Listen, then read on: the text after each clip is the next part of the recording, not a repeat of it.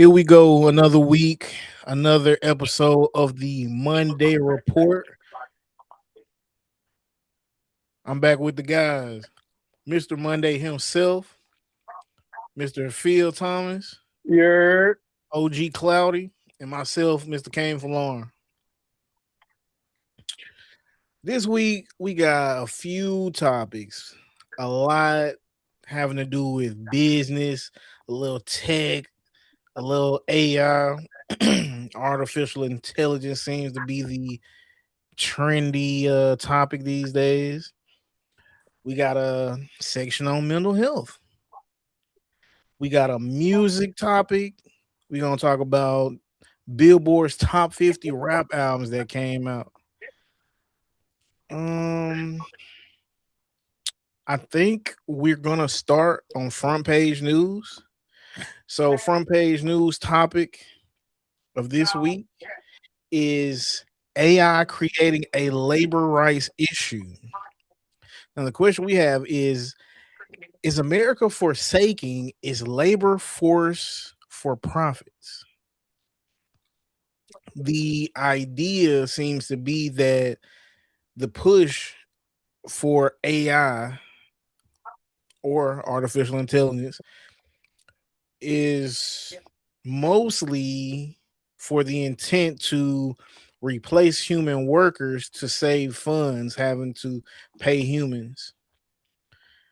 Um it's been a theory for a while now, 5, 10, 15, maybe even 20 years, you know, before AI really became a thing. It's 2026 now, early days of May. So we're almost halfway through the year. Um, we have what is this? T, help me out here. What we looking at, T? Yeah, so this is an article that we put in the chat that said that a tech worker in China was laid off and replaced by artificial intelligence. And so there was a court in a province in China that's really into artificial intelligence that ruled in favor of this tech worker against the company that replaced him with AI. Um, so that's like a big legal development going on where, in China, they're putting the worker ahead of AI. and the problem is that we're not seeing that too often here in America. It seems like that what we've been experiencing so far has been that companies have been cutting. I mean, it's at least over 300,000 jobs that has been laid off since the new administration has entered into the office. And it seems like more and more is going to just continue to rise as AI becomes better. So what I was thinking was that we must kind of go into these like different spheres or whatever, like these different arenas and kind of like champion for labor rights. Because I don't think it's really a lot of people that's doing that. What y'all think?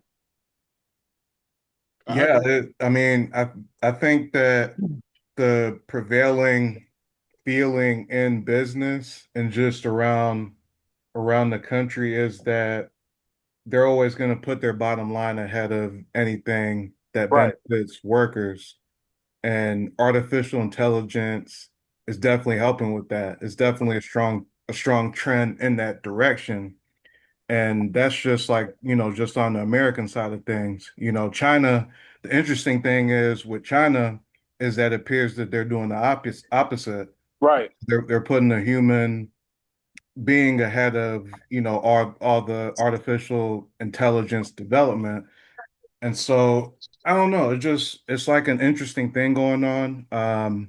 I think in Europe they've also talked about experimenting with a lot of the revenue from AI and saying, okay, let's create like a universal basic income. Okay. And stuff like that's going on around the world. and it, just kind of makes you think, okay, is America going to take the opposite approach continually, Right. Right. or are they gonna reflect what's going on elsewhere? And I think that's going to be, one of the big challenges because, you know, um, every generation has this big economic challenge when Right. Right. Right. Right. technology shifts. Yes. You could go back to like the Industrial Revolution, The first one. the first one, where Hmm. you started to see a lot of, Steam engines and steam conveyor engines, lines. all that railroad, Right. Right. Right. Right. and boom, that just takes our economy in a whole different direction. Right. Everybody's talking about AI in that same kind of way. And so I just wonder, is it really that significant economically where you could really, have the surplus that everybody's talking about? Yeah. Because right now, all the companies that are into it, they're worth a lot of money, but that's just right now, and we have no way of knowing like what it's going to be 10, 15 years from now. But just Right. coming back to the question, um, how significant is this as a labor rights issue? Um, I think all the things that I'm seeing is showing me that it is a significant labor rights issue, that for the most part, you probably would be better off just getting out ahead of it, Right. um, and just try to like forecast. But you also shouldn't panic, because like when the internet started to take off, um, there was a lot of panic around that. Like a lot of jobs would be lost and stuff like that. So I just think that it's something that's just going to end up supporting a lot of innovation, creating a lot of wealth. But in terms of replacing jobs, that's just up to the company, and that's Right. that's the scary part about it because it's so uncertain, you know. And I would like to add to this, like I think that, it's kind of like it kind of goes to show that, as much as like some people might not like it, we there are different countries that are approaching this AI thing at a different angle than the United States of America. And the problem is that most of the big AI companies are here in America. You know what I mean? So Yeah, like they got a lot more leverage here. yeah, So what they might not be able to do in China, they can definitely do here. Or what they might not be able sure. to do in Europe, they can definitely do here. And that's a problem that we kind of that's a problem that we kind of have. And like not really many times in American, like US American history, where there was like other nations that was approaching something that was as dire as, you know, AI, like in this way. You know what I'm saying? We Yeah, typically kind of like since World War II, we kind of been like the leaders, like in sense of innovation, in sense of like social thought, like collective consciousness. yeah, But now we're kind of like going against the grain of what the global like the global understanding or the global collective consciousness is wanting, right? Where they right. want to open, well, I mean, this is kind of getting off board, but they want to open straight up her moves. They want oil, you know what I'm saying? And we're kind of like the ones that's holding everybody up, Hmm. and I think that's this story right here is another representation of that. Like where we could be leading, where we could be putting our people first. Like we have other examples happening outside of our country that will Yeah, begin to be a precedent within other countries. yeah, and that's both good and perhaps scary, because I think the way we go about it is it's good for innovation, Right. but it's not good for the worker, you know. Absolutely. And just to You know, tie in the second article, like mhm. with Claude, um, they had apparently this firm's whole database, and this AI product was able to go in and delete the whole database, you know. Right. Um, so apparently the company is Pocket OS, and that's kind of like what happened. And they're into car rental, so that's a lot of data potentially, Right. Right. A lot all of the lot of people. card information, Yeah, addresses, yeah, names, like these are private individuals, and this that's what's AI up. just yeah, and this AI just deleted all of their information, and it's cars, it's vehicles. These are investments, you know what I'm saying? Like, or though it's a depreciating asset, your car makes you money, you know what I'm saying? Yeah, So it's like the fact that an AI can kind of like override its own settings, it can override its own code and overreach in a sense. And then all it has to say is that I'm sorry, I did this. Well, of course you did this, motherfucker. But do you know what this like actually happened? Like, do you know what this actually did to other people? And it does not have those same it does not have the same emotions to have the empathy to be able to relate to a situation like this. that's the problem. Right, Especially when you start talking about AI substituting people or right, perhaps right, right, powering right. robots, you know. And then to go as far as even implementing AI into weapons. You know what I mean? Hmm, hmm. Like we really have to get in front of this. And I don't think we actually do that until the people begin to kind of like put their mouth like out. Like we have to become more vocal about this. We have to continue to have topics like this on Yeah, our show so that yeah. we can kind of like we can kind of show people like, hey, this is something that we definitely need to get in front of. I mean, I know it's not a topic on our show tonight, but I just seen recently where cops have been using flock camera data in order to stalk old girlfriends. Hmm. You know what I'm saying? So it's like we really, really, really have to try to our best to kind of like think about what we're doing when we begin to implement these different AI models into our society. Kane, like what you think that how do you think that AI could affect like labor in a way where in the type of job that you work in? You know what I'm saying?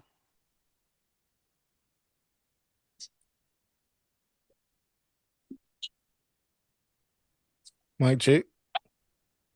And you here? To be honest, I can see it. I can see it being a game changer. I can Right. see it impacting things heavily. I saw something today. I don't know if I bookmarked it. It was a tweet, but it said a 18 wheeler, like fully automatic, made it from one side of the country to the other on Hmm. time. Right. No driver. That's crazy. You already see how you can go in Walmart and they got 30 registers open, but only three of them active, and then the rest is self checkout. It used to be like that. So like do y'all think that like American like politicians are doing enough to support the American worker? Like, you know, like as far as protecting their ability to continue to hold on to something that gives them meaning. You know what I mean? Like some people go to work and they actually feel like they're contributing to society. And it's like as we begin to like implement more and more AI over time, do y'all think that this is beginning to take away from our ability to be just, actual human beings? I say I see the concern, especially like in the arts, like people who make books, make music, anything with graphics, there's like a big concern that you could just copy somebody's likeness Right, and, just pass it off as it's just them, And so you have like artists like Taylor Swift, who's kind of getting out ahead of it by going to court and saying, okay, I need my IP rights, right. solid, you know what I'm saying? Hmm. And so I see how somebody like her, and everybody who's in the music industry could worry about it, especially like just creating songs and stuff like that, just anything, you could create that's, arts based, could be, videos, movies, stuff like that. There's been some reports out of Hollywood that, people are getting more concerned about AI, writing, the scripts for movies, um, just taking away just a lot of work for that industry. And, you know, obviously, I talked about the ownership part of it, where, if you create something now, somebody could just take your work, potentially just by using AI. Right. And so I think, and that's like a good example for how, like, a worker might be worried that, okay, especially somebody who doesn't have the name of some of these people who are big time, Yes. that, okay, what sense does it make for me to make music or to create anything when, people could just throw things in AI? Same thing. I'd say, in teaching too, you have a big worry about it just because, ultimately you could have classes that are run strictly by AI, and the list goes on. And as a worker, with this kind of technology, it's just like, okay, what's the point? Because it already knows everything. It's already synthesized all the information. So it's really like potentially dangerous in terms of like creation. Right. Right. Right. Right. Man, I seen where Morgan Freeman had to sue a couple people because they was using his voice over AI. You know what I Yeah. mean? Hmm. And I think like a lot of those type of lawsuits are going to enter into the courts. But see, the problem about that is that wherever they may be placed, they might not get the same type of attention that they may need because of different other cases. You know what I mean? Yeah. So Yeah. like like I don't know exactly what we can do, like as like voters or is it people that try to like bring attention to this. But I think that as much as we talk about this, that's probably like the best thing that we can do because somebody's gonna hear this and somebody's gonna like be like, yo, we definitely need to kind of get out in front of this. We need to prove that we are still the leaders in the global market on, things that are social, things that are directly related to human rights and labor rights and those different type of issues so that we don't get left behind going into the next century. You know what I mean? Yeah. And you definitely don't want that to happen because everybody's fearing that that's going to happen with AI and with China's innovation in AI. You And know what I mean? Right. so so I think you're right on track for, what I'm saying, locating sources that point out what's going on in China, where they're putting workers ahead of the technology. And it's like, so what do we need to do to in order to get our judges and our like congressmen and our like our city councils? Because really a lot of these data centers and these AI factories that's going up, they're happening at the local level. You know Yeah. what I mean? They're not really happening at the federal level. Yeah. And a lot of Americans pay attention to federal politics, and we don't really pay attention to like local politics. Yeah. So I think there should definitely be more of an outcry on like just trying to get people to the polls Um, I'm out here in Dallas, and I'm living like I went to Cedar Hill today, and there was an election going on, and of course I didn't know nothing about it because I mean I don't live in Cedar Hill, Yeah. but I didn't really see like a big voter turnout. You know what I mean? Uh, And it's no telling what's on that docket. yeah.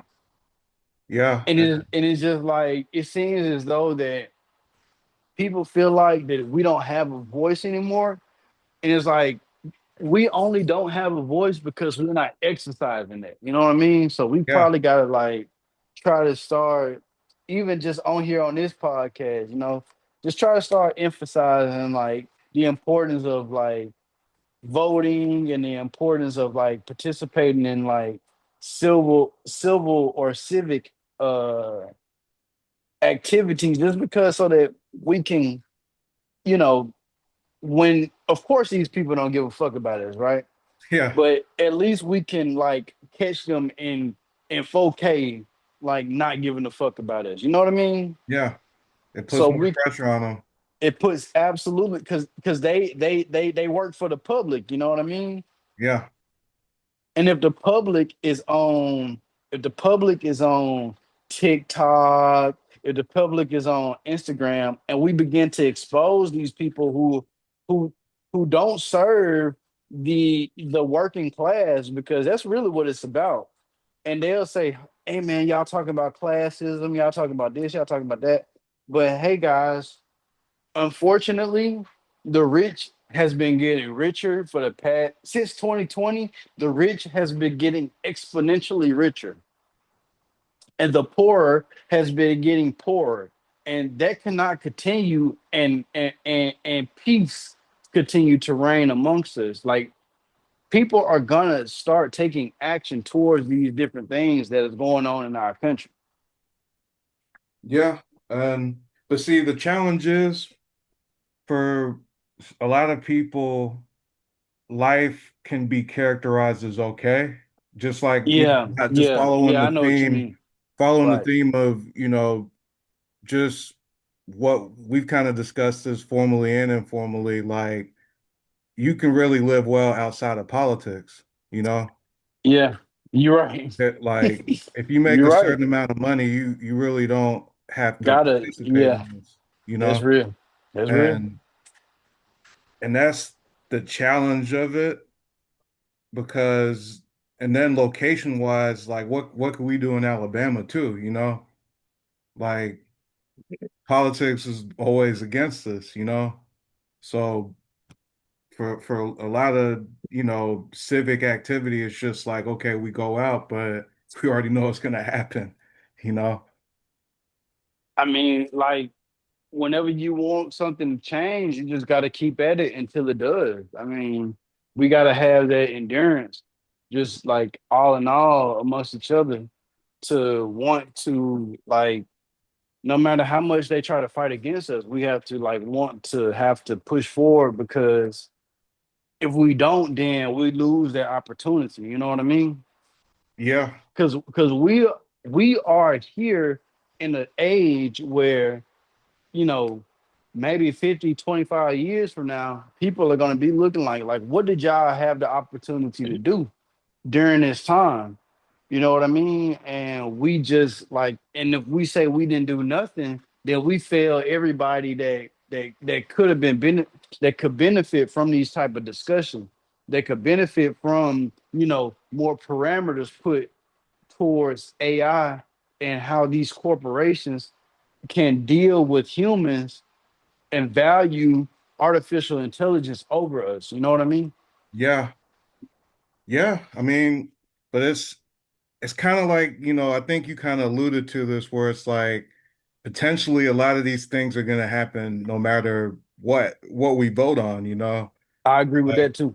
just, NVIDIA is gonna innovate on AI, Microsoft's gonna Absolutely. innovate on it, Absolutely. Google, Amazon, all these Apple, you know. Google, yeah. So so it's like we could hope for just better regulations, but these guys have the resources to innovate, and so And they have the they hold the resources to cards lobby. for. Yeah. Yeah, they got the resources to lobby, man. They got the Yeah. resources to put people, you know, they got the ability to pay people who can write legislature Yeah. that can, begin to continue on this surveillance state. Because we're gonna talk about another topic coming up here that I think just violates all privacy.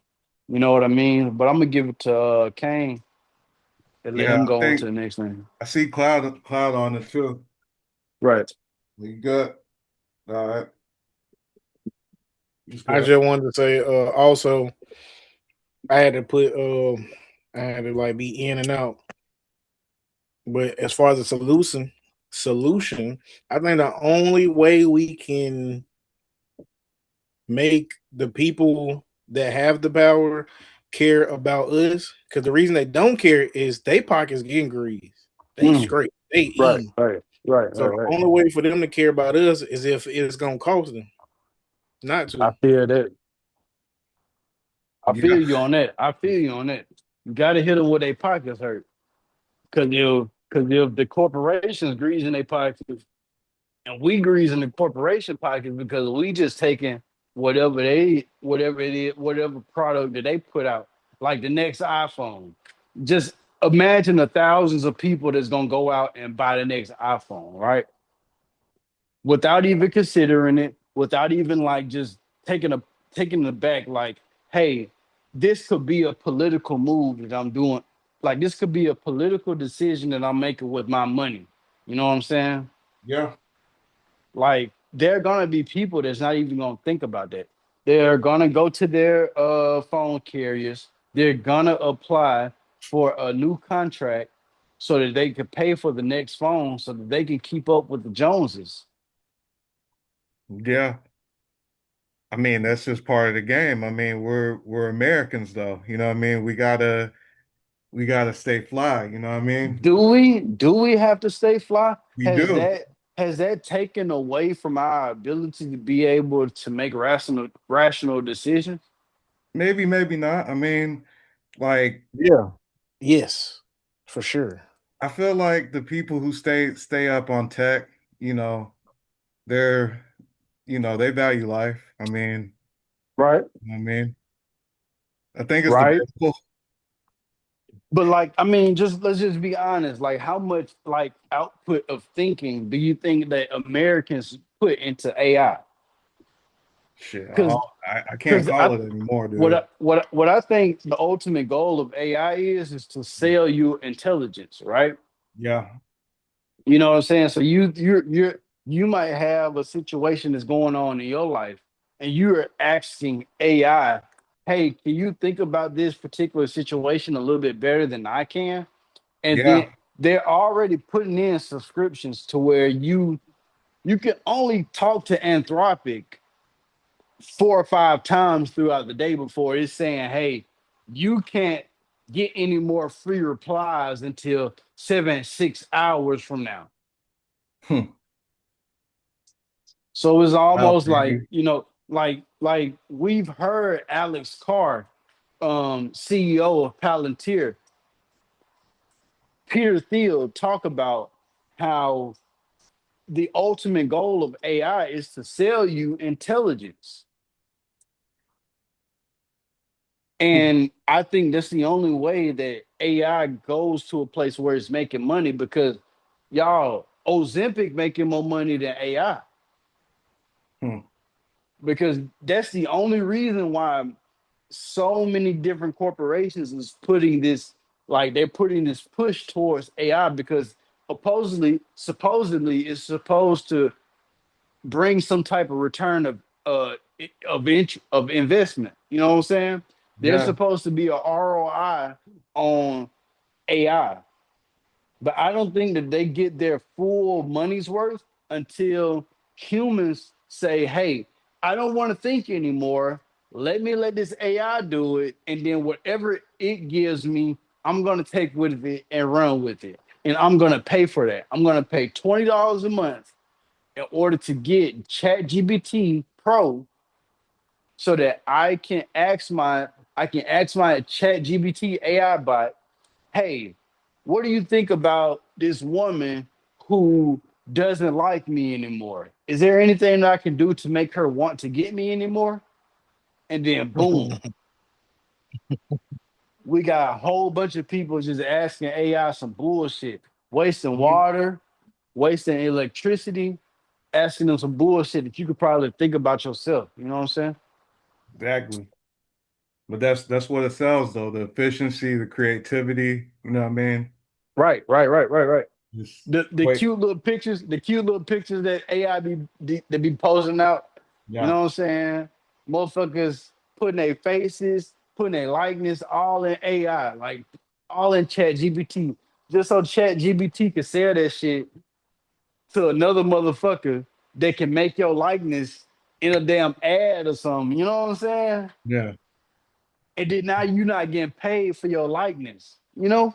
yeah, Because you willingly gave up this information because you signed on the privacy policy that you never read because you scrolled all the way to the bottom, you know, because they just sold your likeness to another company. Now, another company who wants to sell to a particular demographic uses your likeness to sell to to that demographic, and you don't get no paper off of it. half half the apps on our phone. Man, what you mean? Snapchat, Oh, Instagram, Facebook, all of them. They are cool. using our likeness. Google. They are using our likeness in order to fill the pockets of those like a Larry Ellison. You know what I'm saying? Yeah, you know what I I mean? saw I saw I forgot what I was gonna say. My fault. Yeah, I mean, it's definitely, a risk worth taking that we're all taking, you I know. think we should just I It's think we should just keep continuing to bring these type of topics to light. You know what I'm saying? Like we're doing our part. You know what I mean? Like outside of just voting, because I think I'm gonna register to vote here in Texas very soon. You know what I mean? Just yeah. just to have a dog in the fight. You know what I mean? I think what we, you know what I'm saying, even just having conversations about it like on something like this or privately is good, you know what I mean? Right. Just because it keeps the conversation going, and who knows, it might get to somebody who could really do something about it, Absolutely. you know. Mhm. Probably isn't us, but you know what I mean? No, I mean our voice Be will with be it. heard when we make our pitch in the ballot. You know what I'm saying? Yeah, Like when we show up to election day and we're champion who we believe will be the best going forward for America's future. You know what I'm saying? yeah, Because we that's the space that we're in given our age. You know what I'm saying? We're going into our 30s and then we'll soon be in our 40s. And that's the type of shit that we got to be on. Eventually, we're gonna be the ones that run the country. yeah, Our votes, our thoughts is gonna matter, beyond what we thought that it would ever matter. Because we'll be the adults, you know what I'm saying? yeah. We'll be We'll be the changing ones, everything. we'll be the ones who's responsible for making sure that there's a shift in the thought process of about how we do shit. You know what I'm saying? Yeah, it is. We'll play a part, or we'll be like the new people who are subject to the rules, just like always. Absolutely. But I think hopefully I think our generation understands the old world and the new world and how we must preserve the old world in order to have a safer new world. Yeah, we got the perfect mix. We were right Yes, we before I right think the before social millennials media. I think Yeah, the millennials got the yeah, last chance of really turning this shit to where humans is placed first. You know what I'm saying? And not technology, not different, like, you know, innovations that may come later behind AI. Because I'm gonna be real with y'all. I don't know what the fuck is coming behind AI, but if that shit comes to the forefront, dog, where AI and quantum computing actually emerges, Yeah, you dig what I'm saying? yeah. They're also saying gene editing. Bruh, CRISPR has been out for years, at least 20 years. Like Gene Dr. editing Giro. is a real fucking thing. Yeah, Epigenetics is a real motherfucking thing, bro. Where yeah, they are putting, bro, transhumanism is a real thing. yeah. Yeah, So guys, yeah, 19 I just dollars. want I just want us to be prepared, man. I Yeah, just want us to be prepared, bro, because there is a lot of wars, there's a lot of battles that's gonna get fought on a lot of fronts that we must be able to put our minds to be able to take care of that shit. You know what I'm saying? yeah. Because we're all African Americans at the end of the day, right? I think so. We got to start putting ourselves in a position where we win. You know what I'm saying? Yeah. The It's African American male must do more in order to get the return that we deserve. You know what I'm saying? yeah. Kane, talk to me, man. Let me hear Mul- what you're thinking about what's going Multi-pronged on. effort, you know what I mean? It For isn't sure.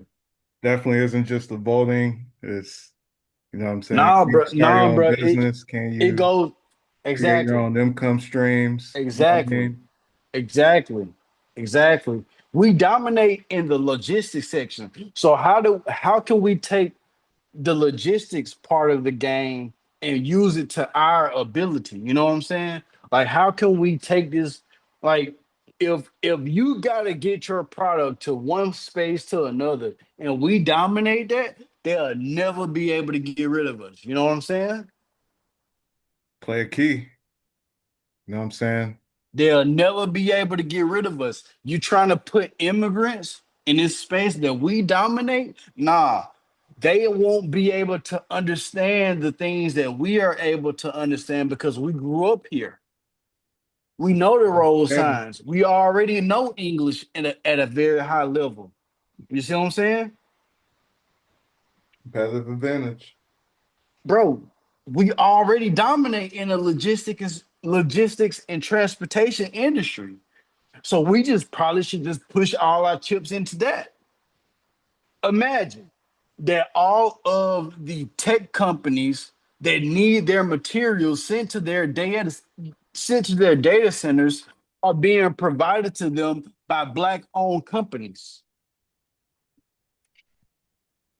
We already dominate in the logistics area, bro. You feel what I'm saying? What if we got more intelligent black men into the logistics system?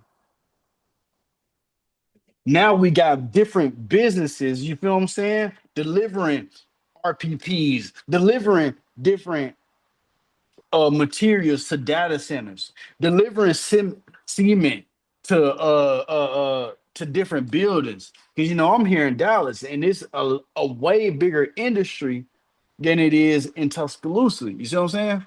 Yeah. So I'm seeing where black men dominate. Black men dominate in these CDLs, in these CDL roles. You feel what I'm saying? Yeah. So what if we control the logistics?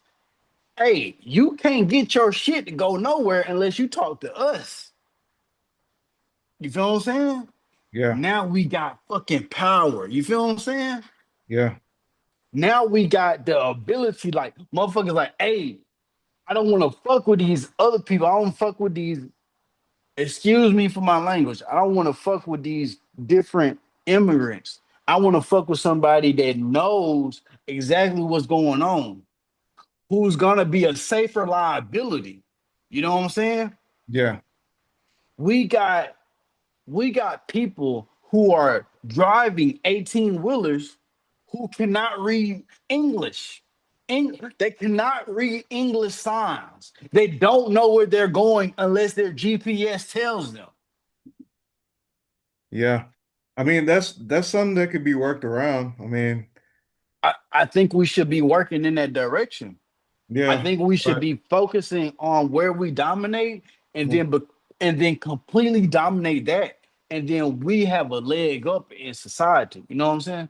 yeah, and I think it's something that's location specific For and sure. time specific Right. because I feel like, in Texas there was a lot of, there was an oil rush and, a lot of white businessmen made billions off of oil at a certain time.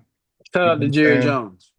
Shout Yeah, out to shout out Jerry. to Jerry Jones. Right. And I feel like there could be a wave of logistics, where, what you said could happen.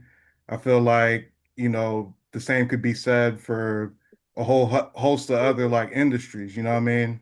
And I feel like that's something that kind of depends on where you are, like if you're in Atlanta, you have a leg up in media, you have a leg up in, certain industries in Atlanta. If you're in DC, you have a leg up in being in government, you know. Right. And so I just feel like certain regions, if you're in Silicon Valley, you got a leg up in business. And so I feel like it's something that it's like a puzzle. You just put all these things together, and you can make that case in a lot of different industries. You know what I mean? People could really make themselves indispensable, even Right. even with AI going on.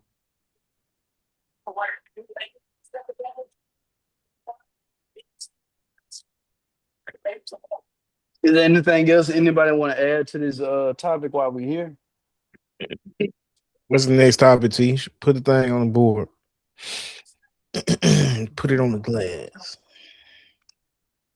Got some tech. All All right, right. more tech. So Oh, you got it. All right. here's something that I thought was very interesting. Ford is implementing so they have a few patents that's coming out, and they want to pretty much be able to, detect what type of the different uh probably driving status of those who may be driving their vehicles. So let's talk about it.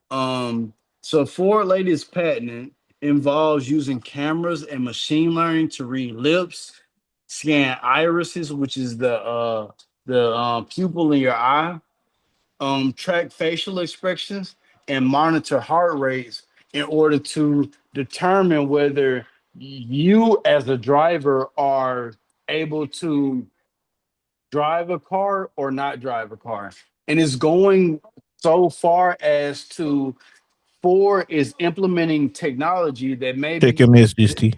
may or may not be able to, start or operate your car. Now, me, I work in an industry where I'm dealing with a lot of different cars, and cars are already have the technology. So let's say that there's a 70 mile per hour speed limit that's going on in this highway that I'm traveling on, right? My car picks up on this 70 mile per hour speed limit. Let's say traffic is moving at 80 miles per hour. It's free flowing. There's no people in front of it, so it's able to move at how it wants to move. If I travel at the same time that traffic is traveling, or the same miles per hour that traffic is traveling, which is 80 miles per hour, my car is going to pull me down closer to 70 miles per hour.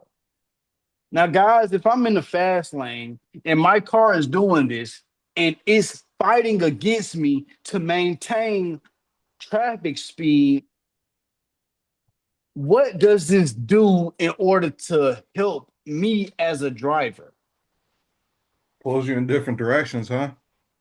You know what I mean? Right? So it's like, it's almost like, so Ford wants to be able to oversee how fast traffic is traveling.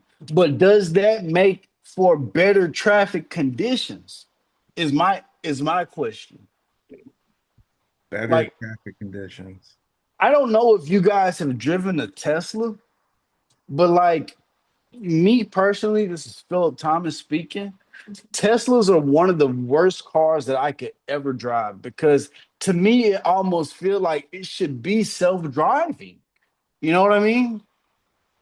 Like if I'm operating a vehicle that wants me to perform in a certain manner and I don't want to perform in that manner, don't y'all think that it would just be better for me to say, hey, drive to here to where I want to go so I won't have to fight against the protocols that are already programmed into your computer? You know what I mean? Yeah, Like, I think it's just safer. But see, here's the problem with all of that. We lose our sense of being able to decide what we want to do with our own fate.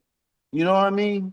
yeah, And I like, I'm gonna be real. If traffic is traveling at 80 miles per hour, I should be able to to maneuver my vehicle at that same pace so that I won't be a hindrance to traffic. uh-huh. But I just want y'all to, like, kind of expand on some of the things that I've shared with y'all because I think this is the overreach. I think that Ford is getting to a place where they're deciding what is actually, safe for my well-being. Because who's to say that every car traveling at the same miles, even with the person being able to get over and get over to the left or right lane, like who's to say that this is safer? You know what I mean? Yeah. That's the question that we're facing with a lot of this automation and these having increased technology getting into cars, whether it's just to power your dashboard or to help you actually drive the vehicle. There's like, just a lot of concerns, and so, as far as like privacy, you might be concerned that you're giving all that up, and as far as the safety point that you were making, I think that's probably my biggest concern when we talk about getting like Teslas or like any of these new cars. It's like I can't really trust anything pre-programmed to go at a certain rate, even if you have a GPS program that knows the contours of a road. I can't be sure that you actually that technology is actually gonna steer me in a safe way, from point A to point B, because there's just so much variables that come in with like driving.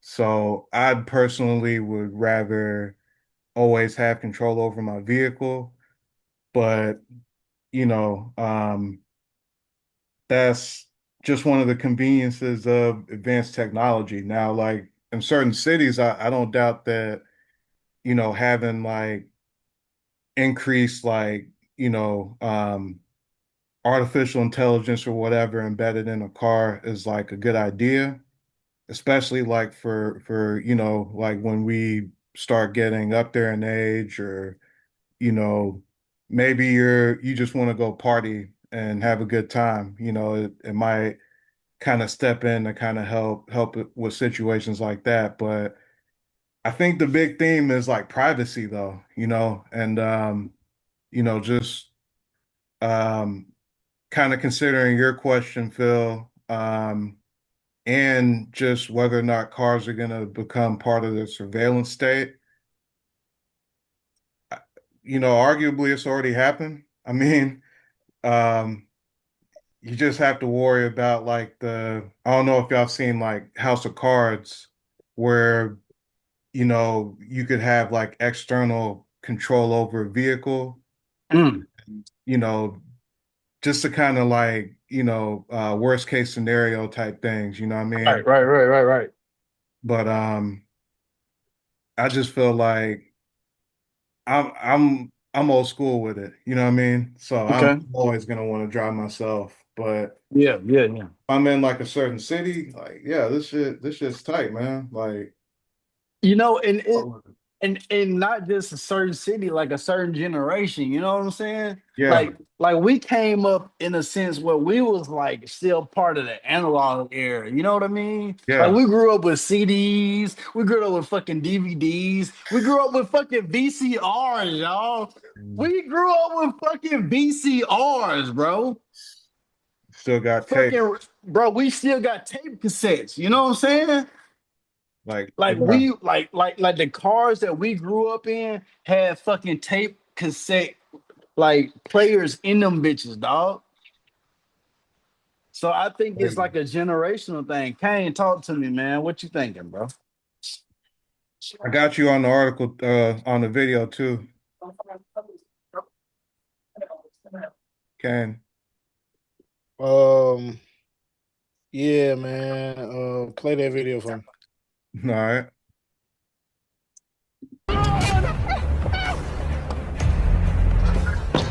Let's go!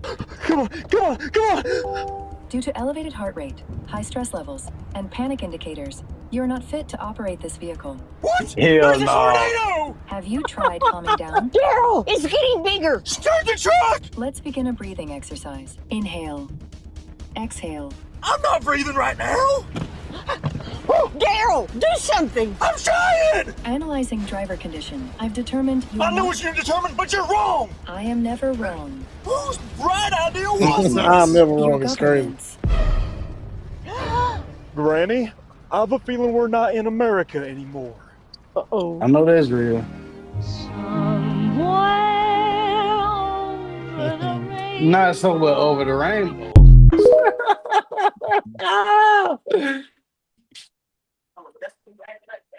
Y'all, that's how it's gonna be. That's how it's gonna be. That's a boogeyman. Bro, can you imagine you in a high stress situation and your car won't fucking start, bro? What's the point of having a vehicle? Exactly. You know what? You know what? You know what's gonna be the best play? You're gonna have to get you a horse, my G. Not the horse. You had to get you a horse, bro.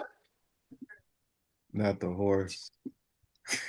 Niggas gonna have to be equestrians, you dig? We're gonna have to know how to ride them motherfuckers, bro.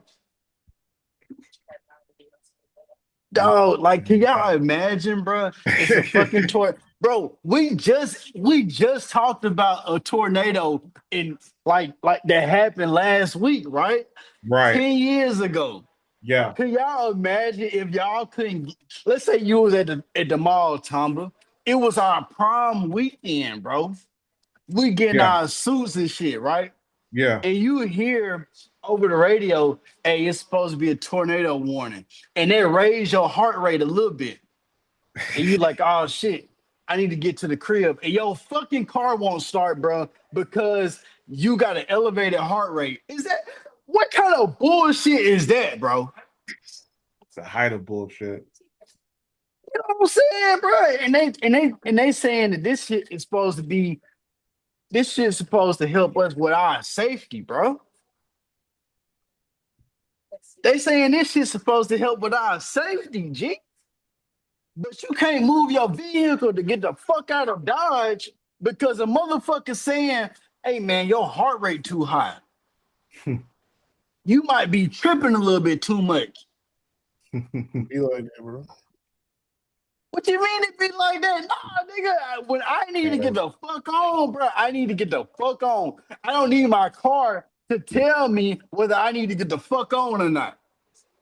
Need some more No, testing in the Hungry. OnStar equipment. That's what it sounds Bruh, like. bruh, hell nah, bruh. They are intrusion. There has been an intrusion in our private lives that does not need to exist, bro. I I mean, mean, I I agree. feel I like feel the same way about the ring camera stuff, bro. You know, on them Tesla cameras, bro, they can like if a crime happened and it's a Tesla, they can subpoena the owner and get the footage from the camera. That's how that's what they did in the Julio Fulio case. Somebody in the hotel parking lot had a Tesla. Crazy, bro. Crazy. And that's not to say that the people who were affected by the Julio Fulio case in a negative ways, like didn't get their retribution that was deserved to them. But I'm just saying, bro, a car that has absolutely nothing to do with the fucking case itself is getting entered into court. What if the motherfucker that owns that car don't got no money right now? That nigga got to go out his way. That nigga or woman has to go out their way, and they might not get compensated for it, bro. Because they're gonna say, "Hey, this is a public case, and we need this information." Are they gonna get compensated for it? Just like as if they were reporting a crime under Crime Stoppers? Who's to say they will or will not? You know what I'm saying? Just because you got a fucking Tesla and a crime happened around your vehicle, and your vehicle may not have been the one that was the part of the crime.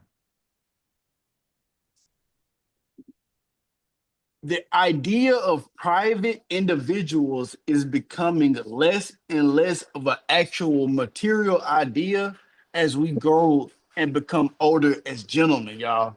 I'm telling you. See, this is the thing, Phil. People think that the rights given to us are just on some forever shit. Right.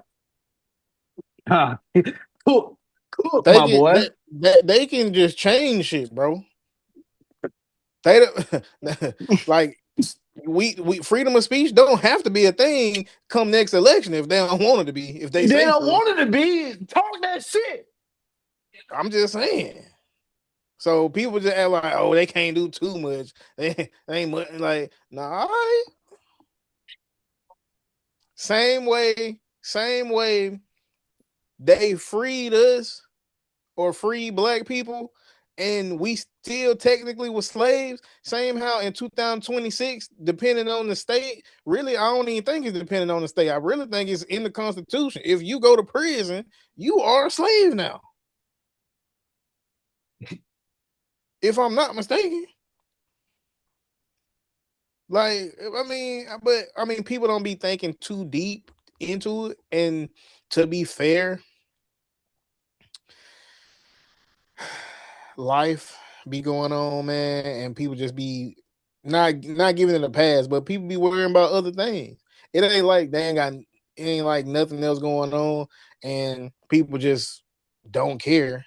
You know what I'm saying? Like people don't have the capacity to handle everything they got going on, and because this politics and elections and stuff like that won't directly help a lot of people with the goals that they trying to meet. So therefore, they're not putting the effort into understanding and participating. Yeah. It's one of those things where of the pool of people who could vote, we just need at least 60% to do it.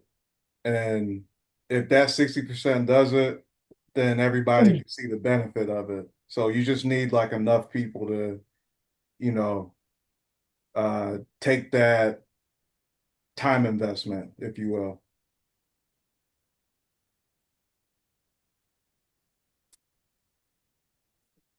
But the challenge is, just kind of going back to what we were talking about with all of this, with cars and stuff like that. Like just like what y'all were saying, like we're always reacting to the innovators. So, what I'm saying it's mostly going to be up to them. Right.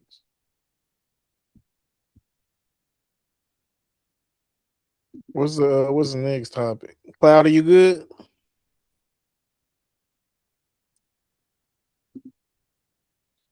Yeah, I think you good.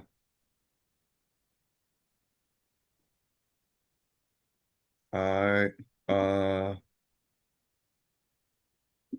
So what we got? So we just got tech. So business. Okay. So No this week, business. oh, Go ahead, Kane, if you want to take it.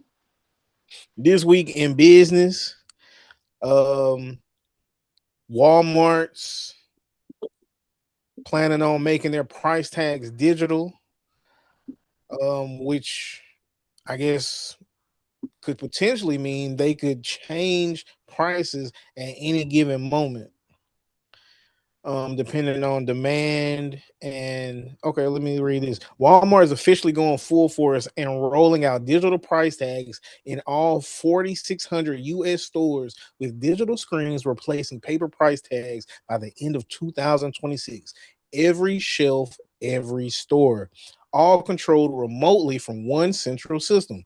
This gives Walmart the ability to change the price of any product at any moment based on demand, time of day, inventory levels, or whatever algorithm they choose. And the moment Walmart moves, every major retailer in the country will follow. Once everything turns digital, it's game over. Hmm. And that's tricky. Says that having digital price I know he's labels will Go help ahead. its store personnel do their jobs. It's America's biggest retailer is rolling out digital shelf price labels for all its stores by the end of the year. Walmart says that having digital price labels will help its store personnel do their jobs better and more effectively and ensure that prices are more uniform across different geographies. But the move is somewhat controversial, as some are worried that having the ability to quickly adapt price labels on the fly could lead to things like demand-based pricing that shifts prices for higher or lower depending on how changing dynamics happen for supply chains. Now, some lawmakers are already in the process of introducing legislation to ban the use of digital shelf labels, or DSLs. It's America's biggest.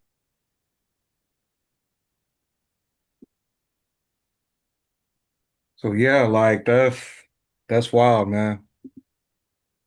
Yeah, that's crazy. So basically, a situation could be, a certain product could be a certain price, and then out of nowhere, it could be a shortage worldwide, whether it's shipment wise, whether it's production wise. They can instantly, boom, change the price, hike the price due to the supply or the demand. And Hmm. to be honest, I think on the politically, I don't agree with it. I just feel like it's an invasion. I'm not an invasion, really. I just feel like that's a lot. I don't like that. I don't like that. But on the logical end, it's not really much of a difference by somebody walking out and just switching out the price tags. Like, you get what I'm saying? Somebody from the back of the store, somebody from the main office, one of the Yeah. stockers. You get what I'm saying? I don't Yeah. see what's the difference between somebody that right there and then somebody coming out and just changing the price by hand manually. Yeah. But hopefully it's all like integrated in some sort of technology, I guess, to where, because you still got to scan whatever item it is to check out. So hopefully that always matches up. But if somebody could change it on the floor and then it like affects the system, oh, that's like that's a big security problem potentially. One thing that I noticed is like, so I used to work at Home Depot, right? And Home Depot has a system where they make penny items out. Now, what this means is that there are particular SKUs, which are SKUs is nothing but the number for the particular product that you want to buy. These SKUs reduce down to one penny. Okay. So Yeah. you can buy products for a penny on the dollar. You see what I'm saying? Yeah. All right. Now, some people take advantage of that. What the digital prices does is that nobody is able to take advantage of that anymore. Yeah, the boogie, that's crazy. Nobody is able to at least use corporations in order to like come up, because there are some like Instagram posts or TikTok posts or TikTok accounts or Instagram accounts that may be um alluding to the fact that, hey, you can use this technique in order to get a particular item and then be able to resell that item at a different price on whatever marketplace that you might want to, distribute distribute this product on. Hmm. So I'm thinking that the digital pricing thing, because even though it's something that's being brought forth to us right now, this is something that's been put in place at least since 2023. You know what I'm saying? Yeah. I think I got a So, boogie. so we have to kind That's of crazy. like, I think that what digital pricing does is give the corporation the advantage and the consumer the disadvantage. Yeah. And age old thing there, right? Just that's crazy though. Like you could really come up, but you're really You know undercut what the I market. mean? You can come up. They can make a humidifier or some shit, right? That they Yeah. did that they weren't able to sell a penny. And then boom, you come through and you got the game on it, and you say, hey, I'm gonna collect these and I'm gonna resell these. You know what I'm saying? And this is Yeah. money in your pocket. But the corporation saying, hey, no, no, no, no, no, no, no, no. We not even gonna let that shit go to zero. We just gonna pull it, and then we'll resell it and repackage it however we want to. Wow. And they make the difference.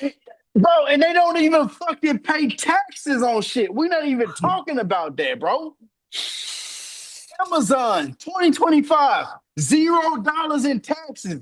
I bet all y'all niggas put their tax return in this year. I bet everybody on this motherfucking podcast put a tax return in, bro. Shit, I might be late, dog. Hold on. Yeah, man, bro. These folks, bro, they got us fucked up, bro. They got us fucked up, bro. That's all I'm saying. Yeah, man. Speaking of Amazon, though, another part of the roundup was the price manipulation allegation. Um, this was something that Kane shared in the chat. But I got a little bit more on that, so I'm gonna find the source for that. So, so apparently the story is Amazon just got caught running a secret price manipulation operation with Levi's, Home Depot, Walmart, and many more. So every time you comparison shopped online, you were looking at prices that were already rigged. So here's what happened. Amazon would monitor prices on Walmart, Target, Best Buy, Home Depot, and Chewy in real time. The second a competitor listed a product cheaper than Amazon, they'd contact the brand directly and tell them to fix it. And the public emails and the exact emails are now public. So Amazon sent Levi's links to two Walmart listings with the subject line styles of concern. They basically said the prices on Walmart are too low and we have a problem. The next day, Levi's responded, I talked to Walmart and they have partnered with us to take Easy Khaki Classic fit back up to ladder SPP price. $29.99 immediately. So Levi's literally called Walmart and told them to raise the price because Amazon told Levi's to make the call. Walmart complied, then Amazon matched the higher price. You see Bruh. the theme here? So both retailers Bruh. ended up charging more. The customer paid extra. Nobody competed. Same playbook with Hanes. Amazon sent them links showing Target and Walmart prices were lower. Hanes confirmed they reached out to Target and Walmart to have the prices increased. Target increased the prices. Walmart increased the prices. Amazon kept their margins. But it even gets worse. So Amazon told Allergan, the company that makes eye drops, that their product was suppressed on Amazon because it was cheaper on another site. So Allergan responded, Walmart got their price back up to $16.99. Amazon then unsuppressed the listing. Bro, that's crazy, bro. So they did this with pet treats on Chewy, furniture on Home Depot, products across dozens of categories spanning years. The mechanism is simple but terrifying. If you're a brand and you sell cheaper on Walmart than on Amazon, Amazon suppresses your product, removes you from the buy box, buries you in search results, and effectively makes you invisible to 300 million customers. 300 million customers. 300 million. Who would who would do anything to get something cheaper? Sounds like a big company that could raise the prices. So It so sounds like brands a fucking monopoly.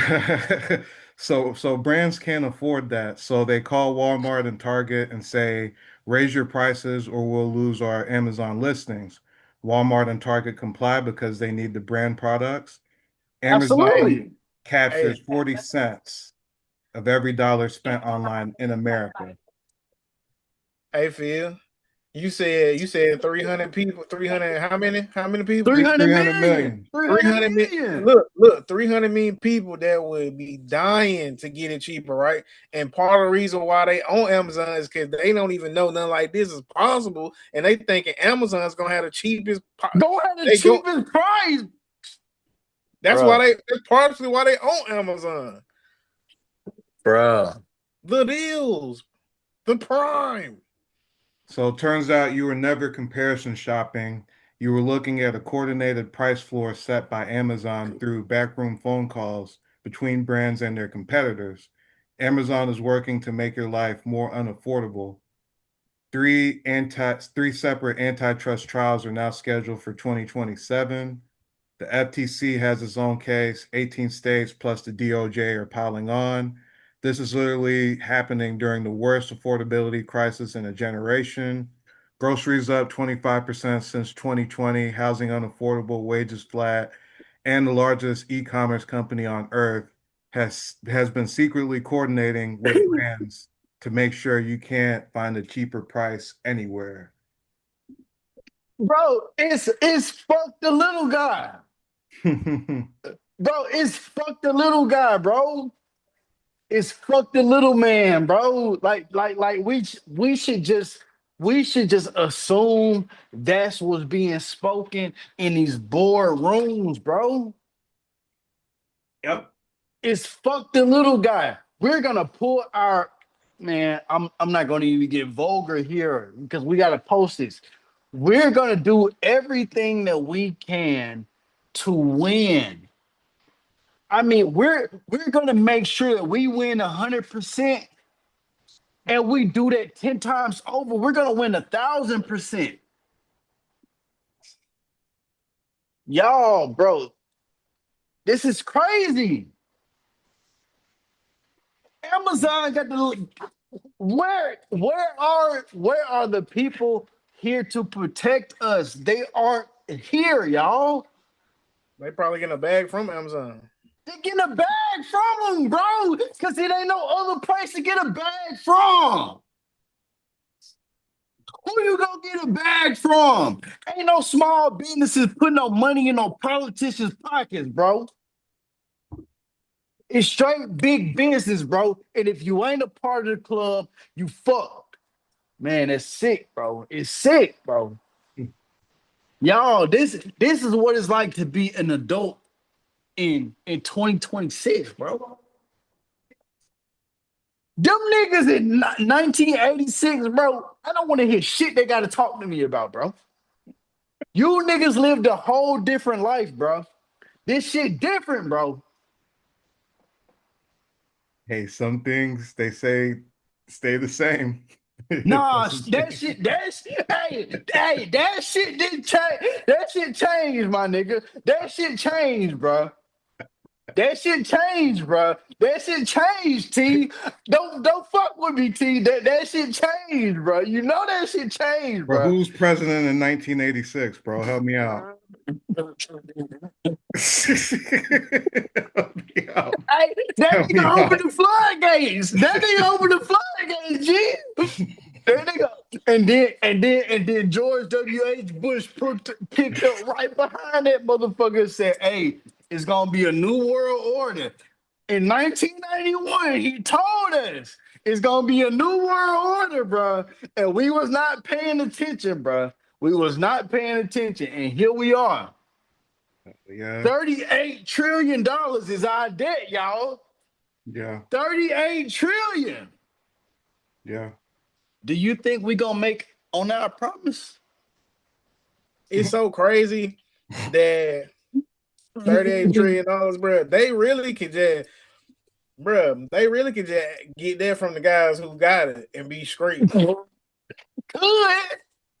Look, bro. I'm just saying, bro. Look, bro. They could just be like, you feel me? They could just, matter of fact, bro. The government could just get them a loan. They already don't make them pay no taxes. They don't make Just them get pay it. no taxes, T. I'm Bro. just. Is that not a decent idea, bro? Y'all ask all the billionaires, all the guys who got it, hey, let us borrow their money to get back straight, and we gonna kick you out a little bit. We already looked out for you. Just give us a little bit more on the back end. Yeah, Like just it's reasonable, but they all what ends up happening is they either don't pay or they end up moving their company overseas, so they avoid the payment altogether. Or they pay in less, or they pay less. Yeah, yeah. The Nah, we gotta problem, tell them to pay more, dude. they gotta pay more. They got to. They got to. They gotta pay what they worth, bro. Yeah, well, You put it like have that to pay then. what you worth, bro. Look, Zero look. dollars is a fucking insult to everybody that get taxes taken out their check every motherfucking 2 or 1 week, bro.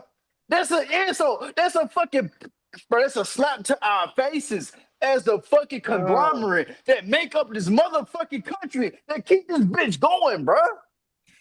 Do what you do. Do what you do. You tell them like, hey, we gonna need you to get down and lay down.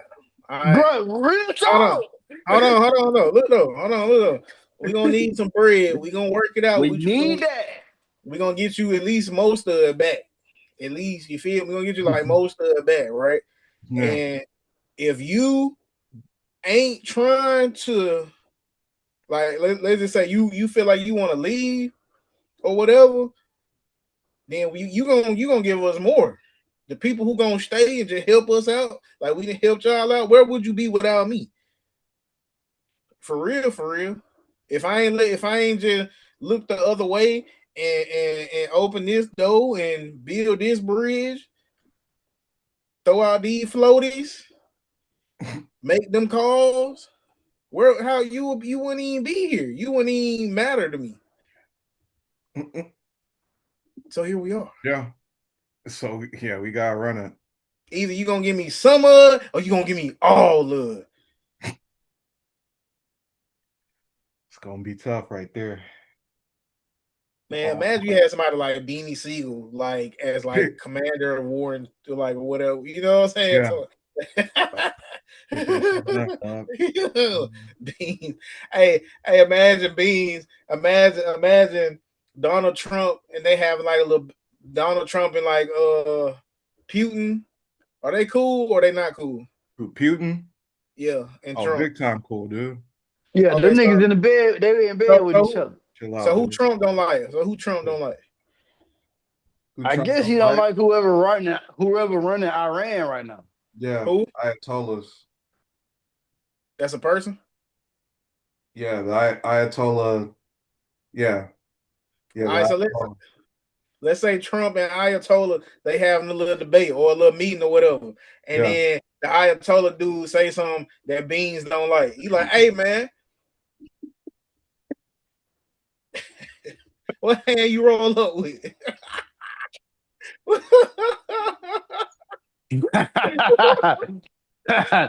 Hey, Hey, what hand you write checks with? Don't Yeah, boys got Rugers though. That's the only thing. I mean, Boys got Rugers. you know what I'm saying? We packed that thing too. Boys got drones. That's Boys cool. got That's missiles. cool. We got Hey, Phil, them we boys ain't hey hey hey little that's cool. We got Jay McDaniels.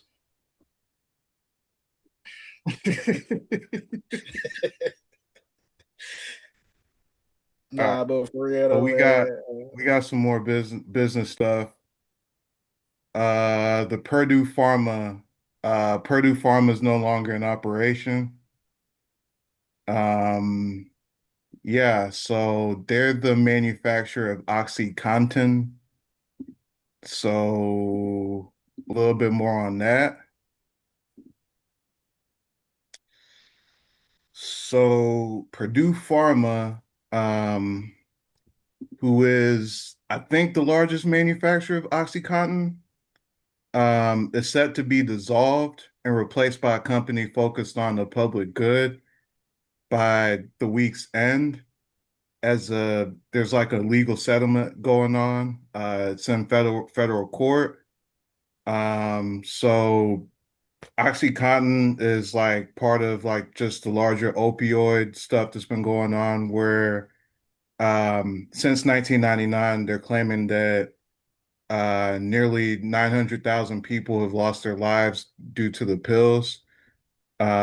So, having the manufacturer of a pill like that going out of business in theory is a good thing, you know. But the challenge with stuff like this is it's like, who do you hold liable? You know what I mean? Like, do you hold the manufacturer of the pill um not liable for something like that, or do you hold the user or the person who was prescribed the pills? And so that's like the big challenge that I see with any sort of pharmaceutical situation. It's like, who do you hold liable? And my theory is whoever makes it accessible to somebody who has like addictive tendencies, that's who should be held liable. Um, so if you feel like the manufacturer's in the strongest position to put the pill in front of the person, you hold the manufacturer liable. And so, a Purdue Pharma should be held liable. But, sometimes, pills go missing from a person's container or whatever. You don't know what happens once, like after they get prescribed. Um, and so that personal responsibility part of it's kind of key, but I'm big on, okay, you should only let there be just enough pills to solve the problem. You shouldn't just overflood the market. You know what I mean? And so that's my theory on that. You know what I mean? I think it's a good thing that they're going out of operation. Somebody else will provide it if need be. You know what I mean? I like that. I like that idea of it being a limited supply of what's actually available to the market versus being able to just prescribe because this symptom is actually what exists in this particular person, right? Yeah. Um, because I think a lot of people just go into doctor's office and say, "Hey, I know that this is gonna get me the particular drug that I want. So I'm gonna say that this exists, and I'm gonna show show those symptoms, whether it's genuine or false. Performative. Yeah. Yeah, you know what I mean? Yeah. So if they know that they can perform in this manner to get these particular drugs, absolutely, it should be on the guy who actually has the authority to say yay or nay to this person coming into possession of these particular drugs. Yeah. You I know, feel like yeah, go for it. My bad. I feel like um I'm for it and kind of more or less maybe against it for the simple fact that I know that some kind of way people that don't need them get them and abuse them. Um, but there's also people who need them who can't even get them from like medical discrimination. You know what I'm saying? Yeah. So I mean, in I guess in saying that, them getting rid of them wouldn't really make that much of a difference anyway, because a lot of times people who genuinely do need them, people who are not addicts, people who don't like drugs, need the drugs. You get what I'm saying? Can be in the hospital, like going through something, and they would rather that person sit in pain because they feel like some people feel like black people have a higher tolerance of pain, Mm-hmm. and also we like kind of be or performative and faking it to get drugs. It's just a kind of a prejudice thing, or you know what I'm saying. Mm-hmm. So that was my take on it. Yeah. No, I mean, it's sad because it's like, just to kind of echo your points, like we know that the science has shown that they often like dismiss black pain, you know what I mean? And it's sad, whenever um conversations start being had about fraud and stuff like that, and you know what I mean, and where people start really like diminishing what's going on in like somebody's life just because of perception, you know what I mean? Right. But that's just the way it is, I guess. Like, like I used to hear people talk about that, especially black women, like whether it was for pregnancy or anything else. Maybe it was some abdominal pains that they were worried about, and um doctors maybe waved it off as cramps or something like that. Something in not insufficient, but minuscule, something like that. You know what I'm saying? Something Yeah. is not serious, or as if the women were faking, and later on down the line, it really was a problem. But I dislocated and fractured my shoulder once, and I passed out. Like I actually broke it because I had a seizure, and I woke up in the hospital in like agonizing pain. Like I've never felt pain like this before, and the doctors refused to give me like anything. I'm like, bro, can I get something for the pain? Like, yeah, I'm not like, you know what I'm saying? Like, and I didn't even know my shoulder was like broken Yeah. or like, I mean, dislocated and fractured and all that. Um, and yeah, like I had to literally scream to the top of my lungs for like 10 or 15 minutes straight before they gave me, uh, um, medicine. Yeah.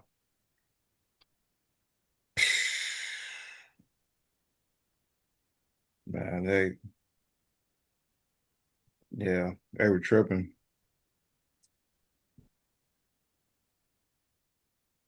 But yeah, like it's something that we definitely have to watch out for, you know what I mean? Just um just the various issues of dealing with the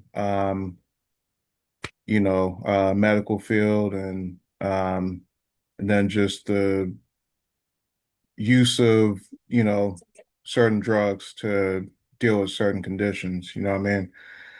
So just to kind of round up the business part of this, Meta, which is basically Facebook, is shutting down in New Mexico apparently, as well as investing in humanoids. So starting with the first theme there, so they're shutting down in New Mexico over concerns about child safety. So Meta's raising the prospect of shutting down social media services in New Mexico as part of a push by state prosecutors to protect mental health and safety of children. So, that's something that's going on over there, that's going on through the courts. And then Meta has also started to invest in humanoids and homes. So after the Oculus and Metaverse bets turned into disappointments, Meta started to pivot to humanoid robots. So it's being reported that they're close to acquiring this humanoid robotic startup that develops AI models to help robots understand, predict, and adapt to human behavior in complex environments. So, what Meta has acquired appears to be a robot brain designed to give Zuckerberg's humanoid robots better control, self-learning capabilities, and whole body movement, enabling them to operate around people and perform physical tasks. So Zuckerberg, sees something like this going into homes to just help people do certain things. It's kind of interesting, you know what I mean? And we'll see how big of a thing that turns out into, you know what I mean? That and how big of a thing them not being in New Mexico is going to be, you know? How serious do social media, companies take child safety? That's a theme. And the second one is, again, like how much is artificial intelligence going to be a part of technology and like robots and stuff like that. So I'm just a big we'll see on stuff like that, so that's where I am.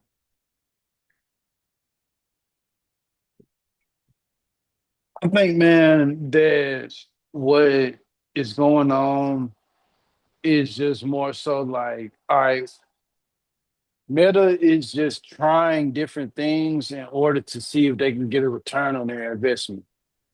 Like they're too big at a point to where they can't fail, so they can just keep trying whatever it is that they want to try in order to like get a return. Because like the last play ultimately is being able to um implement AI in each and every individual home. And that's what these robots will be. Because Steve Jobs' idea was okay, let's give everybody a personal computer in their own hand, in their pockets, Hmm. essentially, right? Yeah. Well, they're saying, okay, well, let's get everybody their own personal assistant. We understand as business executives, as people that can be able to afford, you know, assistance, how much this like improves our lives. What if we can sell assistance Yep. to the regular like human being? And Yeah. everybody got a humanoid. Everybody got a slave, essentially. Well, Everybody got something that works into their benefit and that does not ask for anything in return. yeah. You feel what I'm saying? Like Yeah. like I think they're trying to share that experience with us so that we can seem as we can deem that as something to desire. You know what I'm saying? Yeah. But what have they told us in our movies? What have they told us in our media? They've told us that the technology that we've embraced and we allowed to be implemented eventually doesn't it eventually begins to have a mind of its own. Yeah. So I don't think that this is a good thing. Like, you know what I'm saying? I don't think that Meta is doing anybody any favors by trying to like continuously, you know, create a profit based upon what humans may or may not need. Like Yeah. you already have Facebook, WhatsApp, Instagram. Those are the best social media outlets in the world, bro. Yeah. There is no social media better than Instagram, Facebook, or WhatsApp. Period. Nope. But and still you want to gain more. And in gaining more, as those who begin to like look to them to invest, I think we lose a little less, man. Yeah, big time. I think so too.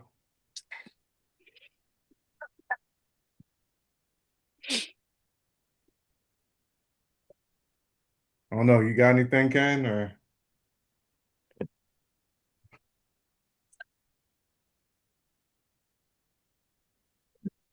Whoosh.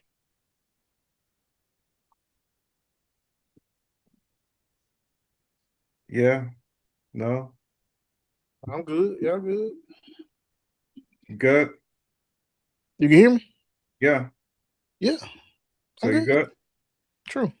All right. So that's basically all we got for that business section. I'll toss it back to you on this next section, which is the music section. Unless you want me to cue it up. No, I got it. All right. So in our music section today, we are going to react to this list of top 50 rap albums that Billboard has put out recently. Quad has I got it. submitted this as a topic, but he is not with us tonight. He had an event, so shout out to Quadine.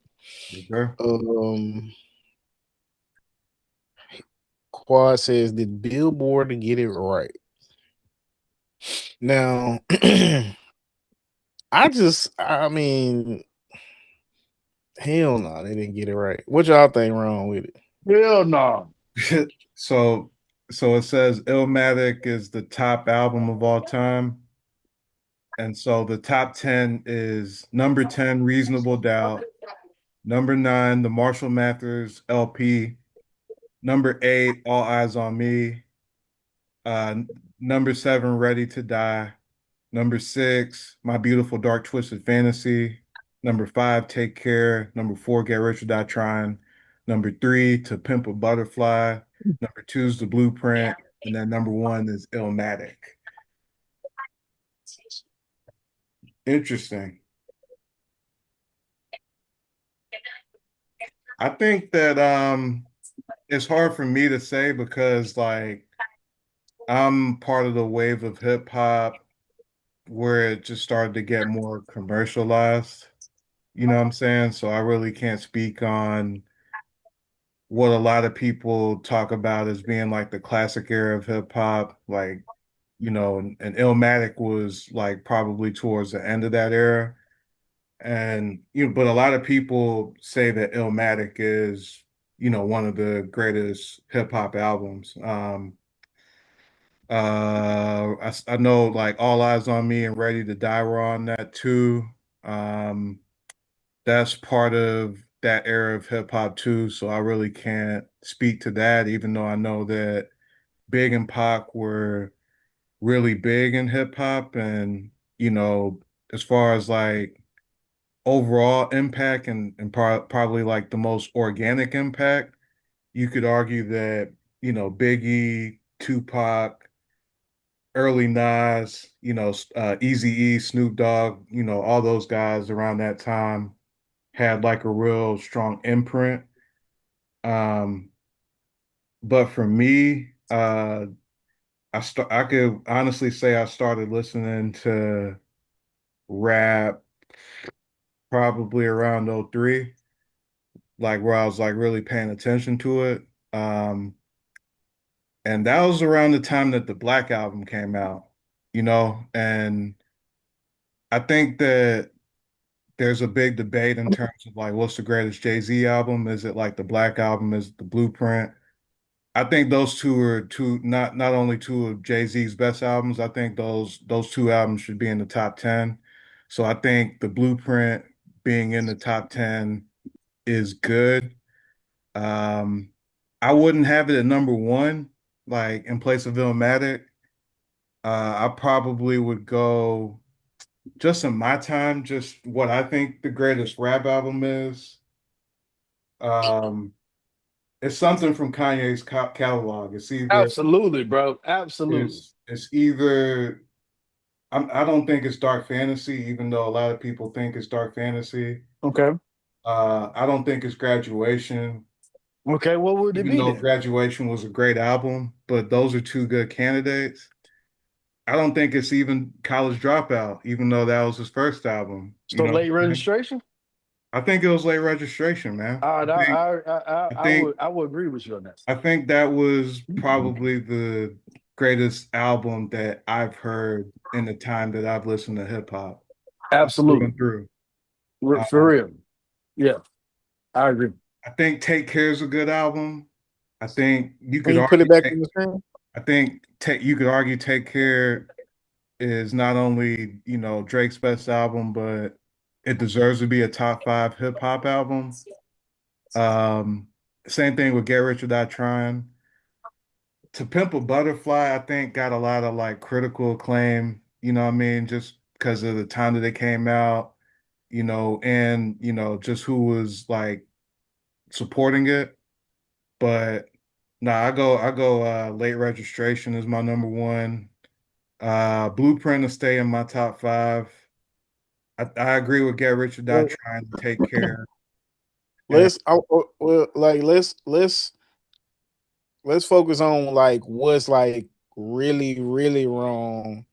yeah, I said it. Really, I wouldn't have Illmatic number one. I'd I have ain't talking about like I'm talking about like I mean the order. I mean all yeah, that is cool, but like sure. why is My Turn by Lil Baby in there? Why I mean like that's your take. I mean, my Bro, they take is got culture over Watch the Throne in here, bro.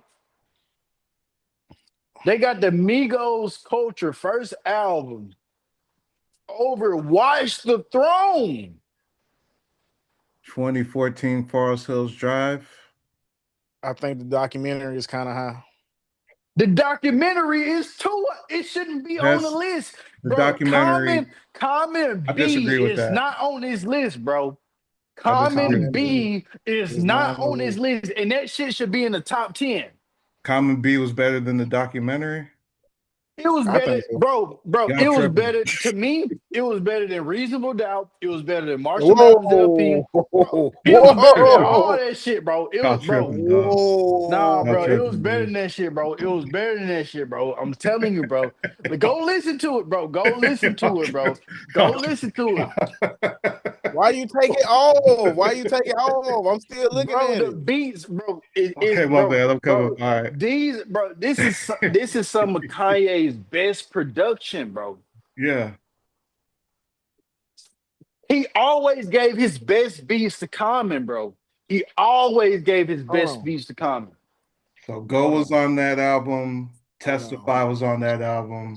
I walk in the crib, got 4 kids, and my baby mama late. So I had to did what I had to did. So I had to get I'm up all night Okay. getting my money right into the blue and white popo.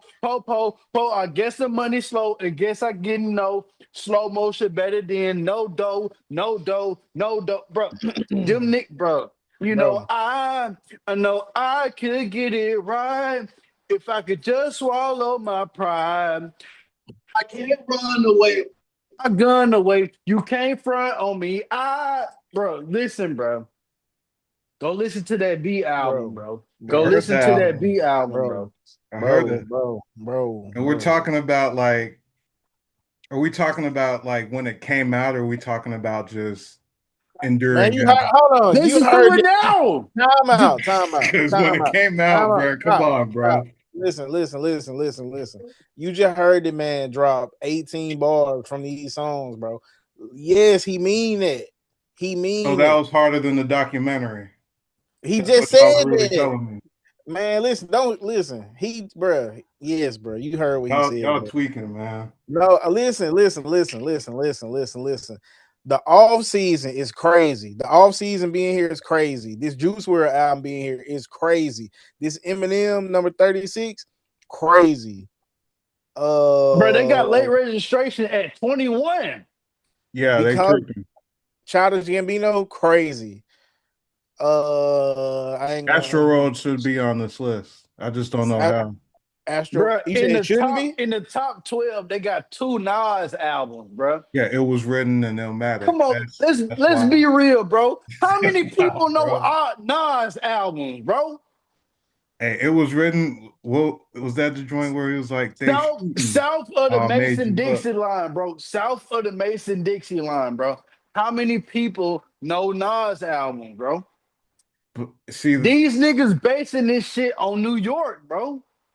that yeah, it I has to think be. it's also Rage Bait, bro. Because Yeah, for I can see real, bro, that. I can see this that. listen, bro. The Chief Keef era was cool, bro, but finally Rich, the album wasn't even all that hard, bro. He Not had in my opinion. impact. I'm not gonna Not lie. top 50. That ain't the this is He the had top impact. I'm 50 not gonna rap lie. albums of Bro, they all got that shit time. above the Slim Shady LP. Thank you. Yeah, I wouldn't do that, but he had impact. But I'm saying that's not better than that's not better than that's not better than the off season by J. Cole. The off season. Yeah. Wait, the off season was. I'm trying to think of who released the off season. Oh, J. J. Cole Cole. did. That was Yes. You that was know the it. album before this one, right? The Yeah. the one My he just Beautiful released. Dark Twisted Fantasy is better than Illmatic. I don't give a fuck what nobody says. Yeah. Nah. Okay, so y'all cool with To Pimp a Butterfly being number 3? No, Nah. But no, it should be no. a top 15 album though. To pimp a butterfly is to pimp a butterfly a top 3 album rap album of all time. No. Thank That's you, another thing. That's another thing. thank This you. a rap album. This don't even say hip hop. Hip hop. Let me hear y'all Billboard's top 10. Illmatic, The Blueprint, To Pimp a Butterfly, Get Rich or Die Trying by 50 Cent, Definitely top 5. Take Care, Definitely, yeah. My I mean, Beautiful Dark top 10 Twisted for sure. Fantasy, Ready to Die by the Notorious B.I.G., All Eyes on Me, The Marshall Mathers LP, and Reasonable Doubt. I ain't gonna lie, that Kendrick Lamar joint. Right, I That get that Nas and that Kendrick Lamar right. joint can go. I get why they have all of these albums in there. Ooh, excuse me. Bless you. Maybe. They might be going off sales. Hey, I get the But if Drake they hype, would by have the to way. put Speaker Box and Love Below in there, right? They don't even got Speaker Box and Love Below on this Hold list, on. do it? That They definitely don't even should be on have there. they don't even have a Nelly album that sold No. 1 million in a week. Country Grammar. That wasn't still a million in a week. It was the St. Luna, not St. It was Louis. the two disc. Was it Nellyville? Bro, they got I the thought off Country Yearbook season. did They that. got the off season. A fucking book. Hey man, bro, listen, bro. That's why I was surprised about the off season because I was like, I knew that was J. Cole. This a mixtape. This not an album. Also, that's another thing. How is Section 80 on here, but not So Far Gone? Yeah, Right. they do that if you're reading this. Right, bro. What the fuck is Billboard doing? This is Rage Bait, bro. This is Rage Bait. I told you. If you're reading this at 13, I think that's accurate though. Hold on. I'm not jacking that. You think if you're reading this is better than Take Care? No. No. I don't think. I It don't. should be top 15 though. No, you think Take Care is better than if you're reading this too late? I'm sorry. I don't think. Yeah. No, I don't believe that. I think in terms of I'm thinking of when it was released and I'm thinking of enduring impact. Okay. Maybe. Y'all fucking with is Take Care, then Nothing Was the Same, and if you're reading y'all fucking with that Future album being number 27. Should no Future album be up there?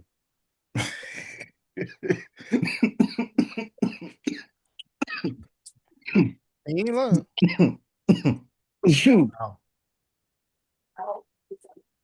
I mean, there's a lot of albums that didn't make this list. Hold on. Bro, where My Turn should be on there. Hold on. Phil, look at number 47. Bro, who the fuck is this? Pop Smoke, bro? Yeah. Come on, bro. Come on, bro. Let's see. Man, you know what? I ain't gonna say that. See, the Carter 3 at 25 seems kind of low. Bro, the Carter 3 at 25? Yeah. The Carter 2 at 35. Yeah. Bro, the Carter really 2 at 35. Oh my God. I'm starting to come around on the Carter 3 being better than the Carter 2, though. Hold on. Why do you say that? Why do you say that? Because I feel like the Carter 2 gets a lot of, like, after the fact love. You know what I mean? I feel like it was a great What song on the Carter 3 is better than Hustler Music? It was a Katrina album. And talk to me. What song on the Carter 3 is better than Hustler Music?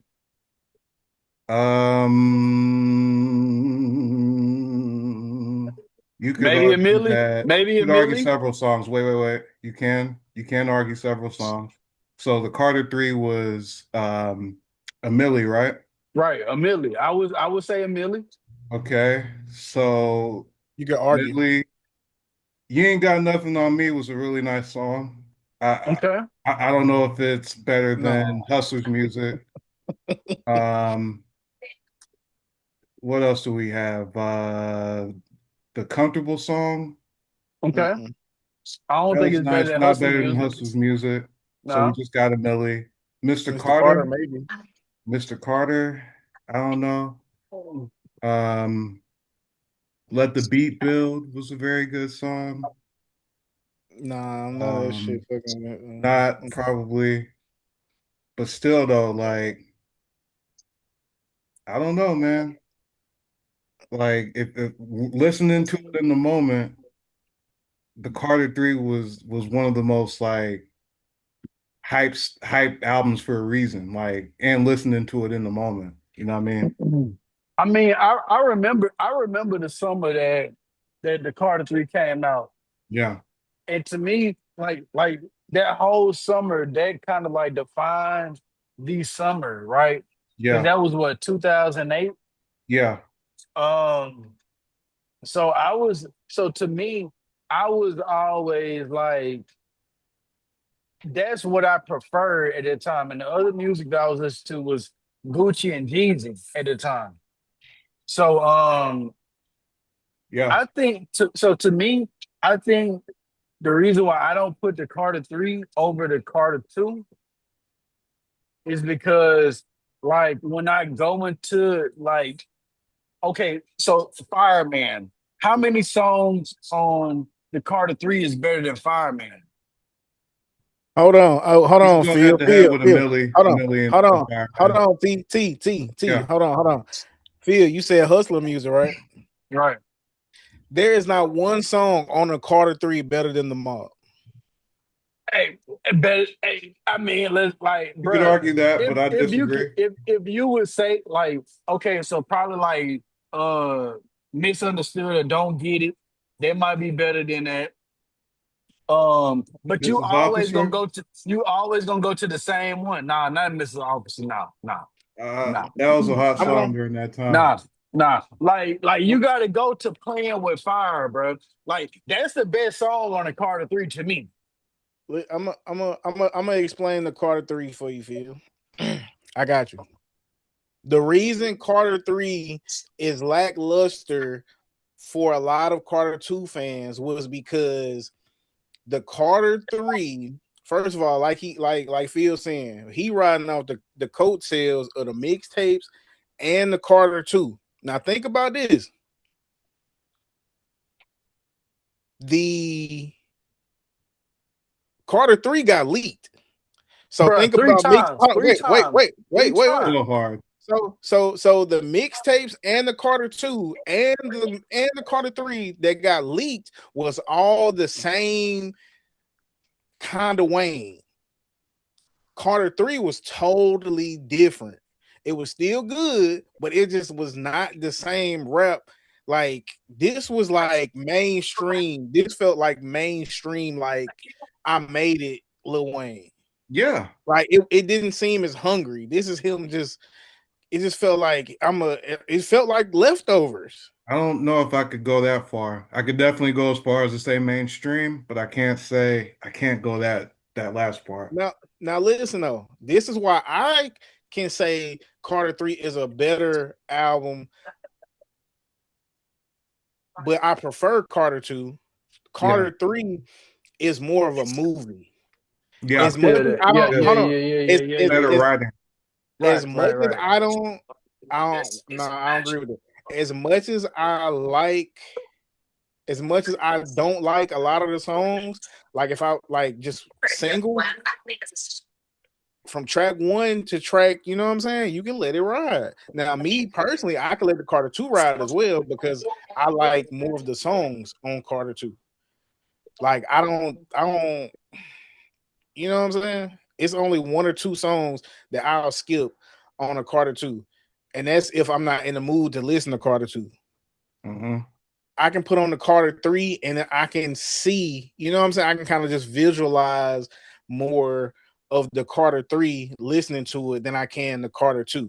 But in the Carter 2, I'm not really looking for visuals because I'm so into the music. You get what I'm saying? But the Carter 3 is like it don't the music don't hit the same, but but it's like it hit different. It's visual. It's like it's something I don't know how to explain it, Got but it.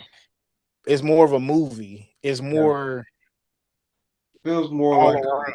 a better artwork, better rap. I know No, what you I don't mean. agree with all that though. I know what you mean. You could I ain't argue making you could argue there was better rap on the Carter 3 for sure though. no.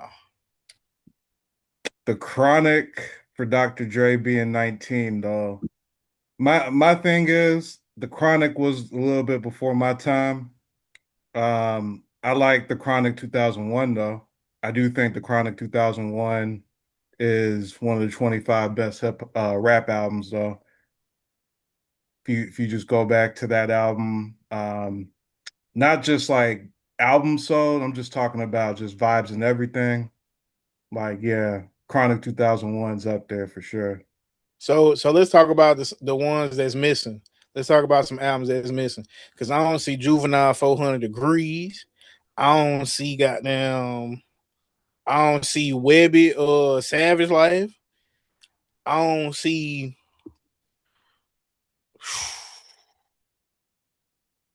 this is Yeah, I mean, Man, Famous these Life was folks, probably better than some of the they others. ain't got no Pimp C albums on here. They ain't got 8 Ball and MJG on here, man. They ain't got 3-6 Mafia on here. They ain't got motherfucking Bone Thugs and Harmony on here. Man, who the fuck are these niggas at Billboard, dog? Yeah. Oh, Her Loss made this? Oh Man, my this shit goodness. say Polo G, man. I see Polo G on this fucking list, bro. Her Loss. Man, hey, listen, man. Polo G. My Turn, My Little Baby. Come on, Yeah, bro. that's debatable though. Why? Bro, It Ben had Staples impact. shouldn't be It on this definitely had list. impact. So impact make things top. Top 50 rap Yeah, I albums mean, all time? in the moment of when it was released Fuck and no. just man, Do they got I'd Tyler Creator argue on here? Is Tyler Creator on here? Thank you. which Tyler the Creator? It That's don't what I'm matter at saying. all. At They all. ain't got Doesn't him like you're on saying that here, his bro. whole Hey, catalog should be on this He list? top 50 Hey, rap time Are albums out. you all kidding me? time, bro. Come on, Time bro. out. Time out. Come Time out. on, Time out. bro. Time out. Tweaking, bro. Time out. Time out. Stop No. tweaking, You dog. hold That on. shit No. better No. than that Vince Staples shit. Look. Thank you. Time out. Time out. Time out. Okay, but No. Wait. I, I'm Bro, Listen. not they sure got Listen. he's like top. Fuck 5 I'm all not Drake that. sure Fuck he's all albums really that. on here, top Fuck bro. all 50 that. for Fuck me, all that. bro. T. How did that Vince Staples album affect anything? What did I'm they not impact? saying Vince Staples joint should be on the list, though. I'm just saying that Tyler Okay. probably shouldn't either. Me and Ghetto Boys and Trigger Truman. Man, this nigga trolling, bro. I ain't even finna let Bro, him. so y'all mean to tell me that You think Travis Scott okay, rodeo should be on them? Bro, Astro World and Chromatopia, shit, bro. what was I it? only know 3 songs on Astro World, bro. Hold on, No, hold Astro on. World should be on the list. I fuck with Astro World. I Astro like World. Astro World. Hey, you But like the It should be I on don't the think it. list, bro. I don't know if it's top 50, but I like Astro. You think it's better than It should be on the DS2? list. You think it's better than Dirty Sprite 2? Yeah, I do. Man, come Hey, on, bro. Hey, man. I don't know who the fuck I'm I don't talking to even. no more. rolling, got me stargazing.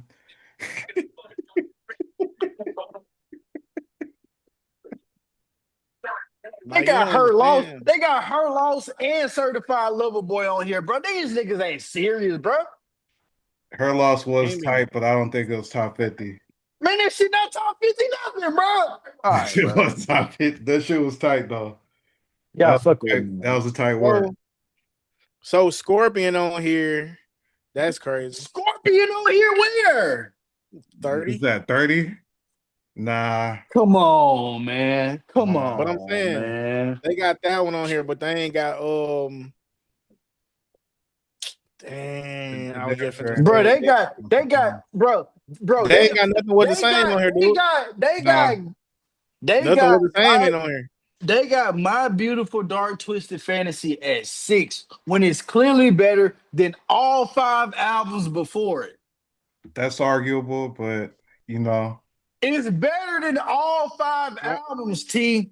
I'm no, sorry. I don't. You I'm got I'm my sorry. listen, It's listen, better than all of them, bro. listen, you think it was better than I, Take Care? I understand. Yes. Listen, I do too. I understand. I Okay. understand your opinion, right? But I'm not sure. I'm not the biggest JC fan, but I'm not sure it's better than the Blueprint. Like the I listened Blueprint to is the almost Blueprint.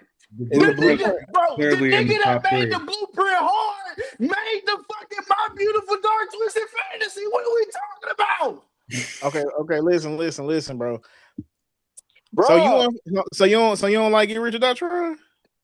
That's what I'm saying. there's nothing Kanye put out, bro. It ain't better than none. It might be better than 6 or 7 albums that Kanye put out, bro.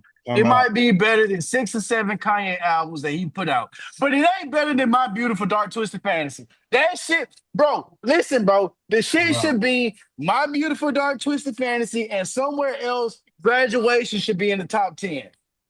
Them 2 albums should be top 10 rap albums of all time, bro. That's hard.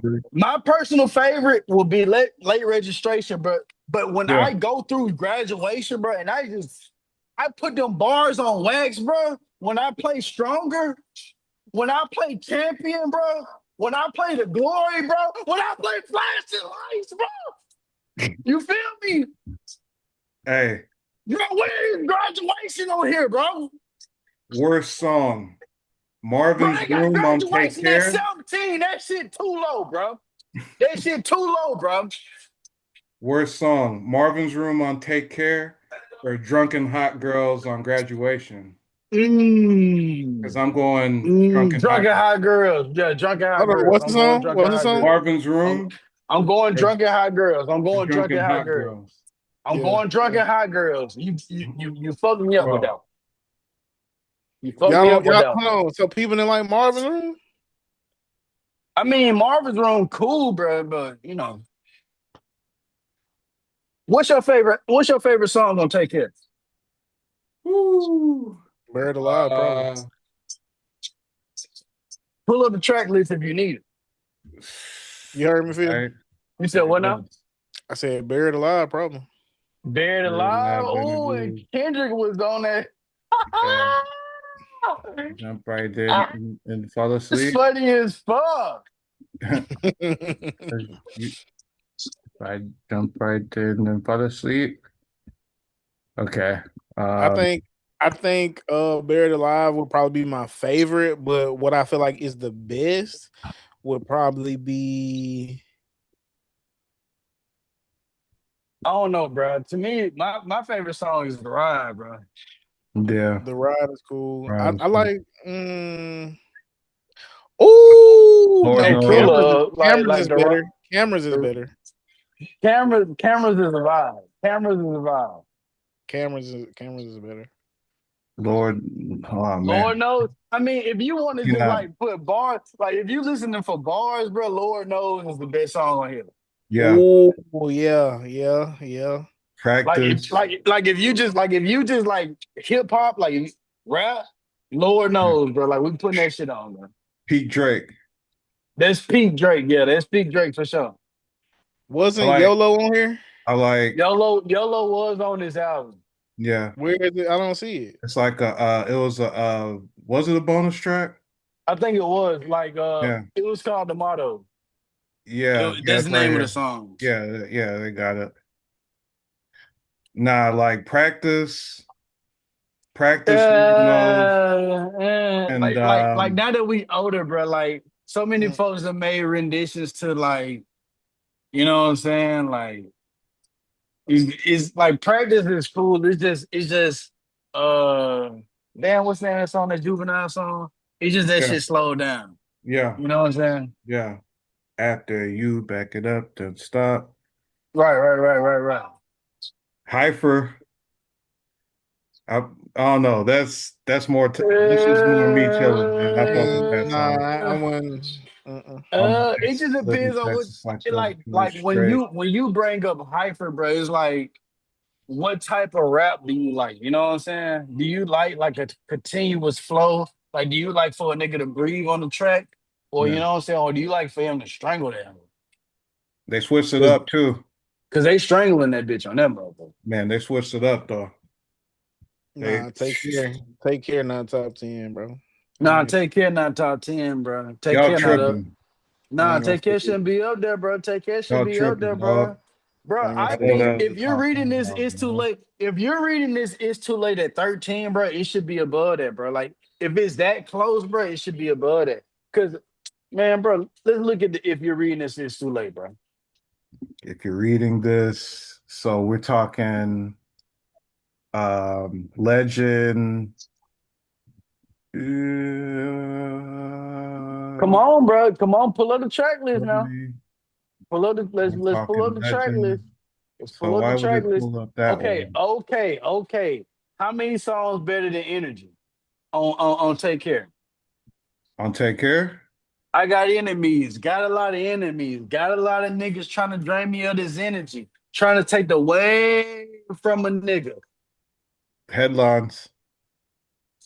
Uh, uh, Headlines. brand new Beretta. Can't wait to let it go.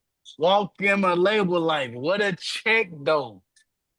Hard. When dap you with the left hoe, shut the fuck up. Text from a centerfold. I ain't reply. Let her know I read it though. Voicemail say she ready though. Niggas know I'm credible. Ain't no bitches on the pedestal. I got the Man, I got the Mercedes Benz doing 90 on the pep. What? Better Lil Wayne feature. Used to or Hyper? Going Mm, Hyper. I when you used get to to go. where I'm at, yeah, the I ain't uh, been pushing a little while. Just some getting some used to. What you say? what was Wayne verse on that though? When you get to where fucking man, you gotta That remember what the fuck round you fucking did. man. Yeah. Um, Uh I nah, just nah, the remember hell yeah Parmesan fucking right. The hell Mampanino yeah fucking at right the verse end. was harder from Wayne. The hell yeah fucking right verse was harder from Wayne. Yeah, Yeah, I would give you that. yeah. But what about Company though? What song gonna take care better than Companies? Um, Or one of my favorites, You and the Six. you and the six. You and the Six kind of got that same kind of vibe as that I song that vaguely- he had Stevie Wonder at the end of.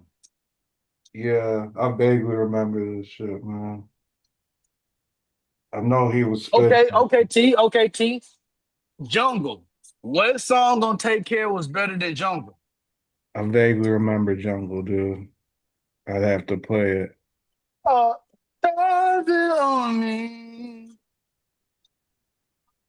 Put a bill on I ain't me. gonna lie, bro. Just like a baby Y'all drooling ain't over you. y'all ain't said nothing about this childish Gambino being here, bro. Just like you. You said Childish Gambino.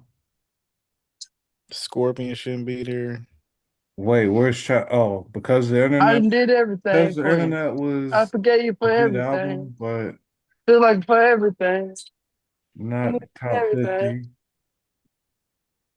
These little Man, letting this God handle all things above me. These things I can't change are the reason you love me.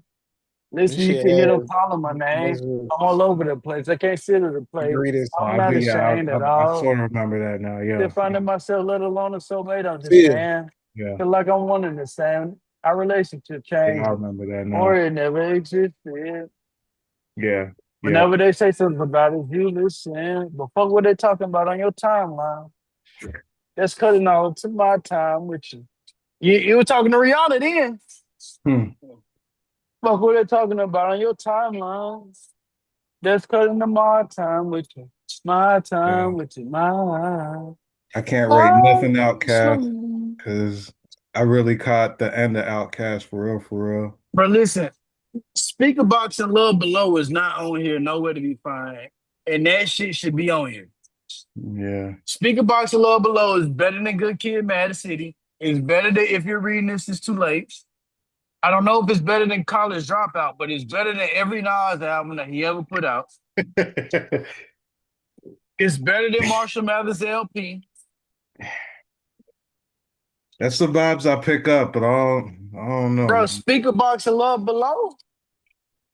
I I pick up. I think from what I've heard, I think it's a good album, but I I mean, heard it after it was hot, have so you I can't listened really to it? say. I I'm heard gonna it go. I'm after gonna it go. was I'm gonna go hot. to the tracks. I'm gonna go to the tracks.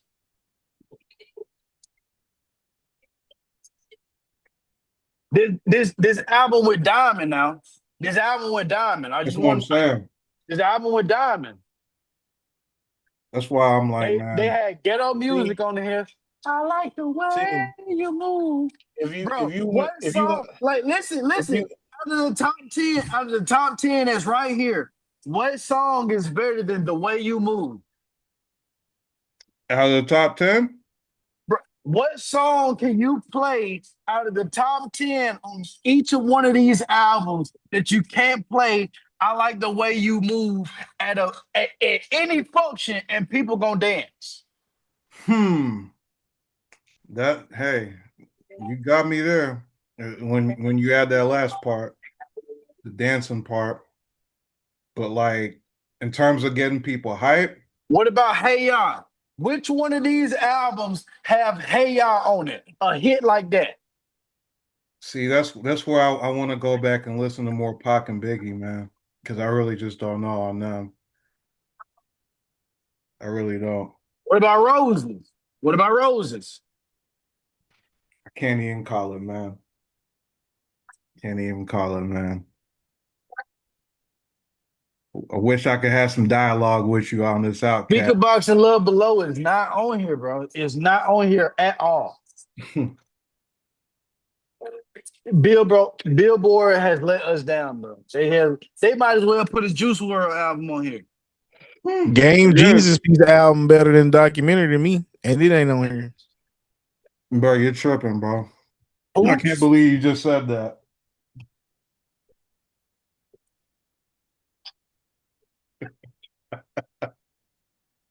Bro, we know the documentary. Man, I ain't even gonna say nothing, man. I got nothing else, man. I like my top album, Late Registration, Blueprint in my top three. I'd still give it that. You know what I mean? Take Care still, yeah, Take Care top 5 album, bro. Yeah. I don't think Take Care top 5 album, bro. I'm gonna put at least one of Kanye albums up here. I'm gonna put Speaker Box and Love Below in the top 10 at least. I'm gonna drop at least one Jay-Z album up in here. But All Eyes on Me, Ready to Die, Marshall Mathers LP, none of that shit going in my top 10, bro. Sorry. I don't see no A-Ball and MJG on here, bro. I don't see no Southern rap really represented on here, bro. Get this shit off my screen. Chicago, Detroit, New York, LA. Pretty much. In Atlanta. And Atlanta.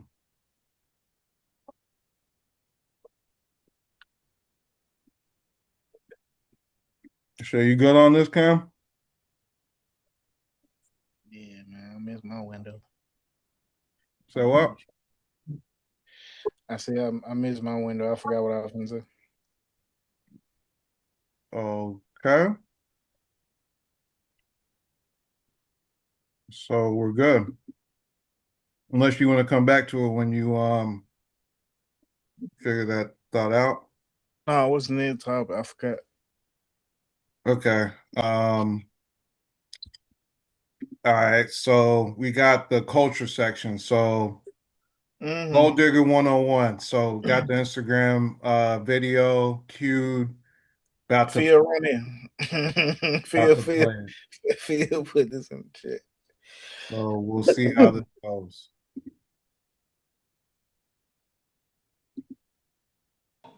Make him feel useful and not used, okay? This is like this. When you say, y'all didn't know, make him feel useful, not used. And the reason why I say that is because if you go, gimme, gimme, gimme, now he feels used. But if you're like, I can't come see you tonight, babe. I can't. I got a letter in the mail. I got to pay these light bills. It says I got to pay $250 today. They can cut my lights off. I got to pick up an extra shift. Sorry, I can't come over. I said I would, but I didn't realize. I'm sorry. I gotta work lately. I'm gonna have to catch up on some work stuff at work and figure something out. I'll let you know when I can see you. That then gives that man the opportunity to go, how much are them lights? $200. Here's $250. You can get your lights back on. You can still come over tonight. Don't worry. And you're gonna go like this. You're gonna say, "Oh, for me, thank you so much. Wow, you do that for me? Oh my God, you're so generous." Make that man feel useful and not used. All right? Make him feel useful. If you make him feel used, he's not gonna want to give you something. All right? Y'all didn't know I was coming prepared for this. I know. I see y'all caught off guard. Okay, number 2. Act dumb. Now notice that doesn't say be dumb. It's act dumb. Men love teaching you stuff. Okay? All right? It doesn't matter that you've been on this world for 35 years doing just fine. You need to pretend like you don't know how to do stuff to give him the opportunity to teach you something. All right?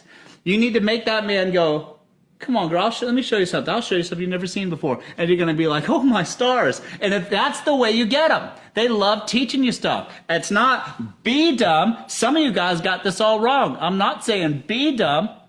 Some of you guys are doing it wrong. All right? It's act dumb. Okay? There's a difference. All right? You don't need to let the man know you've seen this before. Okay? You've never heard of tennis in your life. He wants to show you. Then you go, wow, I've never done that before. Okay? I don't care if you played in high school. You've never done it before. All right? Let him show you something. Okay? Act dumb. Do you want to get something? That's how you do it. Okay? All right. What else I got here? Oh. Ultimatum equals commitment. All right? So, if y'all been dating for 4 years and not a ring on it, that's your fault. You got to give them an ultimatum. All right? Oh, wait, I skipped one. Well, we're going to come back to it. Don't worry. Ultimatum equals commitment. Okay? So, if y'all want something, give them an ultimatum. You might leave. I don't know. I might not put up with this any longer and start packing my bags. I'm out of here. All right? So, give him an ultimatum, and then he'll go to K Jewelers tonight. Okay? That's what that means. All right? Okay. All right, number 3. Hang on. I see your comments. Hang on now.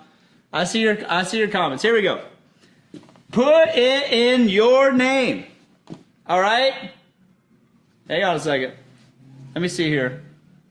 Rebecca says, K? Yeah, K Jewelers. I don't know where y'all live, but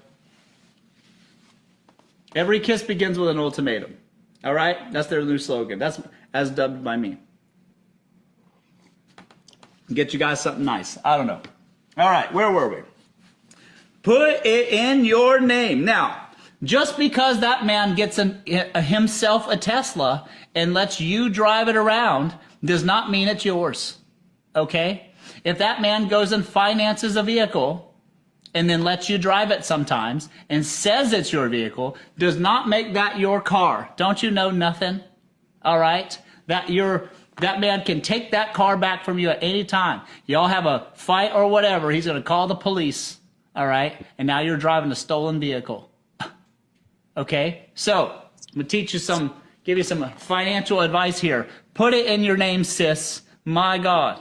All right? And tell him that if he doesn't do it, he obviously doesn't love you. So, and until he acts right, then you give him an ultimatum. All right? Put it in your name or else ultimatum. See? See, it's right here on the board. All right? Take a screenshot. If you don't put that Tesla in my name, I'm leaving tonight. Okay? Call the bank. I'll stand right here to be sure. You're probably going to need me to sign something. I don't know. All right? If he doesn't put it in your name, you give him an ultimatum. That's how you get stuff. That's how you get something nice. Okay? Simple as that. All right. And last is always leave with something. All right? Don't you want something? Okay? These relationships, my dear, are finite. So put it in your name. And if not, give them an ultimatum so that you can always leave with something. All right? And that's how you make money. Them's the rules. All right? Pay attention. Class is in session. Okay? Okay. All right. So you want to elaborate on that, Kane or Phil, or you want me to go? Hey, man, he was cooking. He was cooking with bacon grease. That shit pop. So I don't know, like he ain't spitting. He ain't tell one lie. Yeah, I think it's it doesn't have to be gender specific either. It's just like just general game, you know what I mean? You just, I think a lot of those things can be gender specific. I think he tailored it to be gender specific, but in terms of just the overall takeaways, doesn't have to be necessarily gender specific, especially, you know, now that women are starting to make a little bit more money. You saw these new WNBA contracts, you know what I'm saying? Like you can get flew out, you know what I mean? Like it's a new era, you know what I mean? So just keep your mind sharp, you know what I mean? Like, you know what I mean? So, but anyway, like I think I hear where he's coming from as far as like the always leaving with something part about it, you know. Like how do you guard against stuff like that? You know what I mean? Like, oh no, like that's my take on it. Like it's, dating, it's you have to tailor it in a way. If you're a man, you have to tailor it or how you approach things in a way that's palatable to a woman. Like now, historically, you know what I mean? But my takeaway is things are changing. Maybe, maybe you could apply these rules, in a way that's a little bit more, gender neutral, and see where that takes you, you know what I mean? Probably won't get far in terms of public perception, but you know, yeah, yeah. All right, see, so forget how I feel about the post, right? I got questions. What? Why did you watch that, right? And then think anything about gender specific? Like the video said, "Gold Digger 101," and he clearly talking to women trying to be successful at being a gold digger, not necessarily women trying to be a girlfriend or a wife. I don't think that's what he was aiming at. um I can see how that could be confused because they're so identical in some cases. But Just saying, a what man made could you be go a that gold route? digger too. But what made you say that though? Like Uh, what took no, I'm what just, took you there? I'm just, just, just thinking, you know what I mean? Because I'm just trying to just think about the modern landscape. You know what I'm saying? I don't want to just narrow this conversation for like women in situations like this where they have, obviously the expectation is it's a man with a lot of resources that they could potentially get in some sort of relationship with and take advantage of those resources. I'm just saying that that situation could happen to the woman too. You know what I'm saying? You could have a gold digger guy who's like, you know what I mean? Like, hey, she got all this stuff. You know what I mean? I'm gonna get in with her and I'm gonna use it to my advantage. You know what I mean?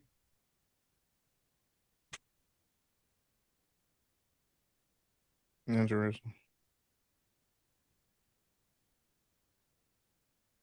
I don't know if Phil's talking to us. He's probably not, but No, I'm not talking. Yeah, I haven't said a yeah. word. So, nah, I just think that, yeah, like we're in a modern setting now. You just gotta just cover your bases. You just gotta say things like that, because it does happen. You know what I mean? You gotta say stuff like that. Yeah. Okay. I think he was cooking though. Hey Phil, what he said? He said, What was number 2? What was? Can you You ain't gotta play it again. I think it's. I just need to see it. So what? Useful but not use. Use, act dumb. Yeah, Or act dumb. Act putting dumb. in That's there. the best one. No, no, That one the best no, one they can do. no. Look, that is the best one. Well, look it up. I mean, no, not even the act dumb part. You shouldn't even say act dumb. You should just say don't be dumb. That would Yeah, have. don't be dumb, my mama. When Troy Ave got a song and it say he said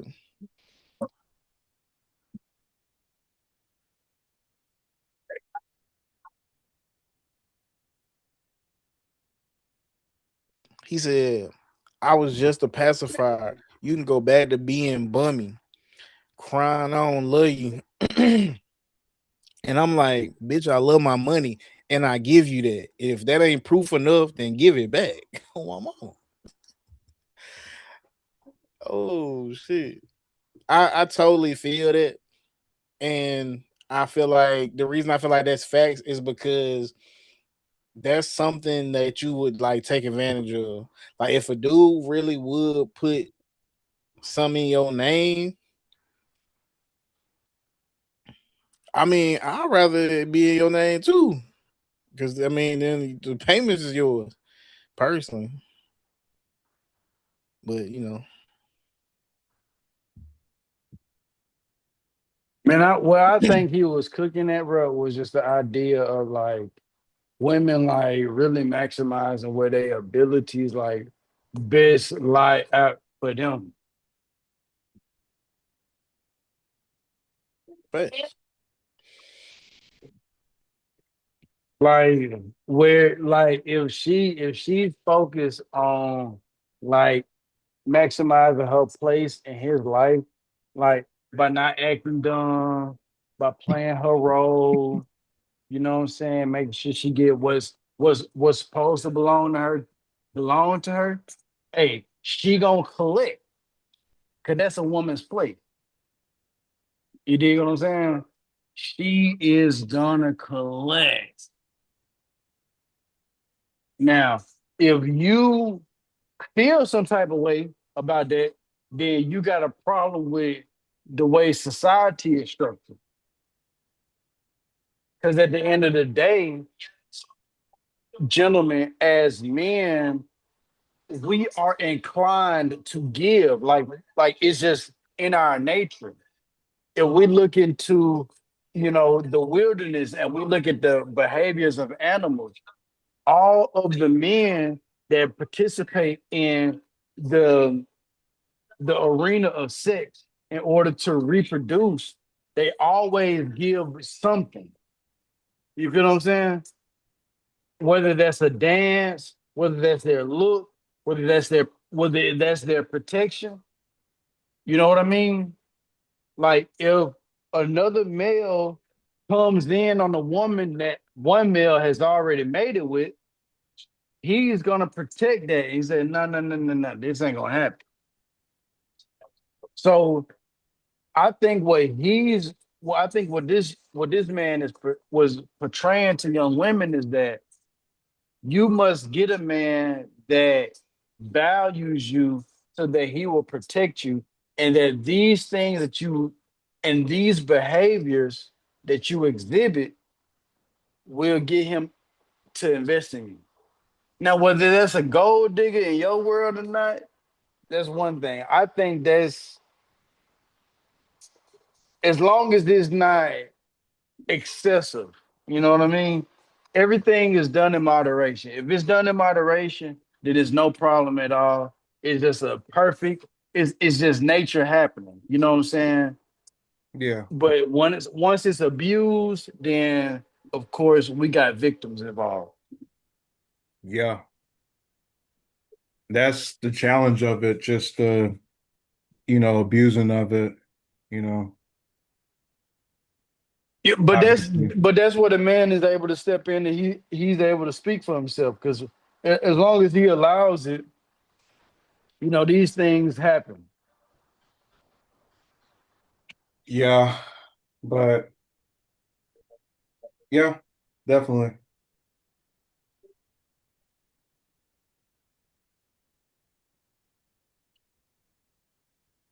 I don't know. I'm just like, what?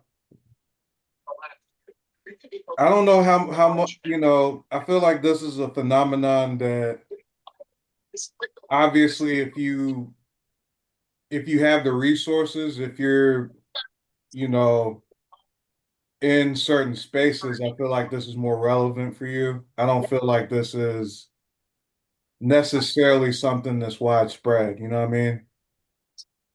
Yeah, I feel what you're saying. Like it's not like the people that are able to provide this type of lifestyle exist after us.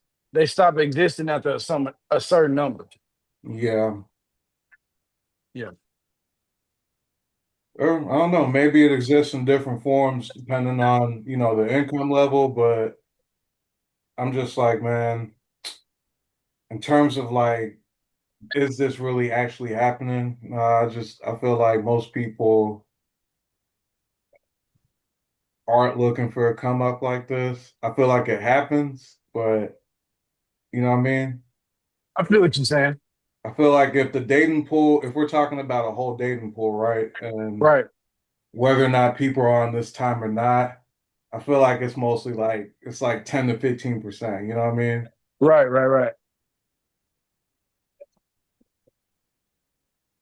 At the most, 10 to 15% at the most. Yeah. So who do you think the target audience of this is? I mean, definitely the women who are in those in those types of environments and definitely the men, you know what I mean? I feel like people who are in entertainment, you know what I'm saying, the people who got money, Kane sent that the the tweet about the JP Morgan executive, Right. how they were getting how she got entangled in some relationship where she was like making him do certain sexual favors and stuff like that and like drugging him, Right. things like that. Right. Just because she had power over him. Stuff like that. I feel like it's you gotta I be also able to put see. yourself in certain circumstances, you know what I'm saying? And I feel like if you don't have to work for a specific company, but you definitely have to have that kind of money and resource. You know what I mean? Yes, sir. What were you saying? What was I saying? Oh, the reason I said never mind on this story is because it came out like almost immediately after that the dude was lying. Hmm. So it wasn't. It was. Yeah. But, just circumstances like that, just that kind of power dynamic resource, that kind of environment, you know what I mean? And it doesn't even have to be corporate, you know what I mean? It's just could just be a dude who's just balling in your neighborhood, you know what I mean? And Hmm. it just be a woman who's balling in your neighborhood, like Right. my point, you know what I mean? Right.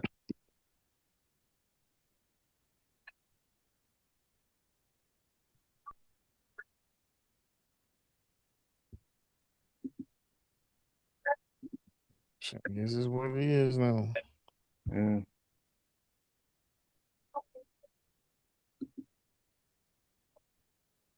Cool with this. So at the end of the day, do y'all think this is good advice for women? I You can't trying to be a speak to goat? that because I'll just say for me briefly, I can't speak to that because I just don't know what I'm talking about for real. I'm just speculating, but I got you. um, but yeah, that's just my take. If they go, then hell yeah, it's good advice. I think that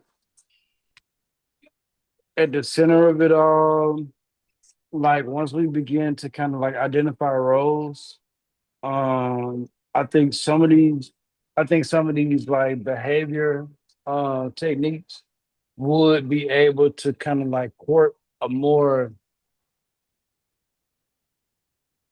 emotionally like supportive environment for a woman. But at some point, if it's fake, it will be revealed. So like even when you do take this advice into consideration, just make sure it's with somebody that you fucking with. Because it's easier to do all those things with somebody that you actually like rather than somebody that you're trying to take advantage of. Makes sense.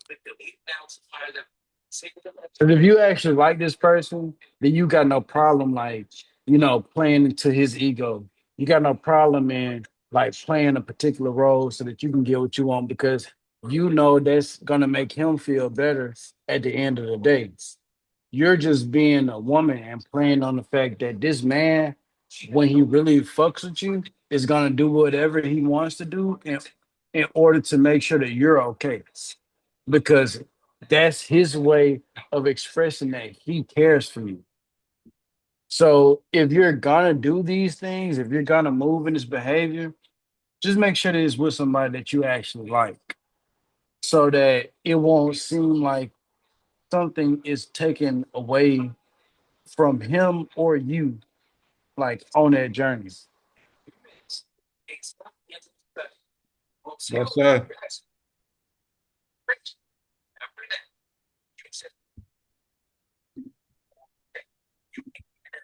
Well, I mean, if Ken doesn't have anything left, then we just have this last topic for health and wellness for the editorials. Just focusing on, I guess, what we think about where Black mental health is. May is Mental Health Awareness Month, so yeah, um, just wanted to dedicate some space to talk about Black men mental health. Man, I'll leap off the porch with this one, man. I think that Black men, we have to do our due diligence to kind of like create a space where we can express ourselves and we don't feel any particular type of way about us expressing ourselves. You know what I'm saying? A lot of times, due to media and other external factors, we kind of allow ourselves to be like to have this mold created of us that may or may not necessarily fit our own personalities, and that can make us feel lesser than who we are as men, and then that in turn can like express itself through our communities, whether that's through gun violence or um you know any type of violent crime or the belittling of the women that's beside us. um I think that we should take spaces and places like what we are doing right now to kind of like express ourselves and try to you know make sure that our voices is being heard, because we are a last of a dying breed. um we're we matter, you know what I'm saying? Like we contribute to the global society worldwide, is whether people exploit our image or not, you know what I'm saying? Like we are uh at the center of pop culture oftentimes. I mean, let's like a Black man was celebrated in a biopic, in a biopic, and they made $200 million in one weekend. That's a Black man who family may or may not get any money from that movie being made. You feel what I'm saying? So like we contribute to a society not only spiritually but economically as well, based off just our own talents that was given to us by God. You feel what I'm saying? Yeah. And we have to do our due diligence to protect the minds of the men that those talents come from, because a lot of times we are often exploited and we are often taken advantage of because we aren't secure enough in who we are in order to lead our own race. So I think that starts with our mental health, our mental capacity about how we feel about ourselves, and what does that mean going forward. You know what I'm saying? Yeah, I totally agree. It's just kind of, you just gotta be true to who you are, just be authentic, and just not do anything outside of yourself. And that's hard because, just talking about black men mental health, like there's just so many different triggers, and it kind of just depends on who you are, what you do, what your family's been on, you know what I'm saying? How they've interacted with your environment, you know, what's the environment like where you live? Um, are you in a place of peace and calm? Or are you in a place where there's a whole bunch of stuff going on that could affect your mentals? Do you get along with the people in your life? Do you have everything to make yourself happy, especially in a world that's more aware of what each neighbor has at a given moment? You know what I mean? So that's a tough balance, you know what I'm saying? Especially, if you feel like the country isn't doing anything for you, and so it's like how do you balance all these things and still be strong and still be present and still do all the healthy things. You know what I'm saying? Right. It doesn't mean, hey, you can't go and have fun, you can't party, you can't, you know what I'm saying, do certain things, but you have like a nice healthy balance in your life, and I feel like that's the key for black men, um and just a perception thing that you battle where it's like, okay, I hear what everybody says about my place and who I am in society. Yes. I Yeah. even sort of feel it, in how people treat me. But is that actually true? You know what I'm saying? Yeah. And just constantly having to deal with that sort of thought or battle, I think that's one of the battles that you just have to take, and Mhm. it just kind of is what it is. But a lot of it's unavoidable, but a lot of it's kind of like going through those mental gymnastics of, okay, like you said, Phil, who am I? And, kind of, how could I just be true to that, Right. Right. at Enough for all sure. times and not succumb to, oh, you're a black man, so it's expected Yeah. that Yes. the worst Yes. outcome's going to happen for you. You know what I'm saying? Right. Right. Or, No, for real. you know For what I real. mean? Yeah. And, Yeah. oh, And you're not. you're you're a black man. You have to talk a certain kind of way. You know what I mean? Yes. Like Yes. Yes. all these sorts of things. You know what I mean? I just feel like that's just a battle you just gotta go through. So that's just my take. What do you think that going to a future where, especially our younger generations of men, are expected to perform a particular type of way? Like what do you think you could like just like if we was to show this to like a group of young boys like in fifth, sixth, seventh grade, like some of the most pivotal years of our lives, you know what I'm saying? What would you recommend to them to do in a life that most of what they're gonna be told is gonna be curated for them via AI or somebody else's perspectives. Like just sticking with the theme of authenticity. I just feel like you gotta, you know, that's about the age when you start kind of feeling or kind of knowing like what you're interested in. You Yeah, know, I feel like it's important to kind of cultivate that curiosity and that sort of bravery in people where you're just at that age, you're not afraid to make mistakes.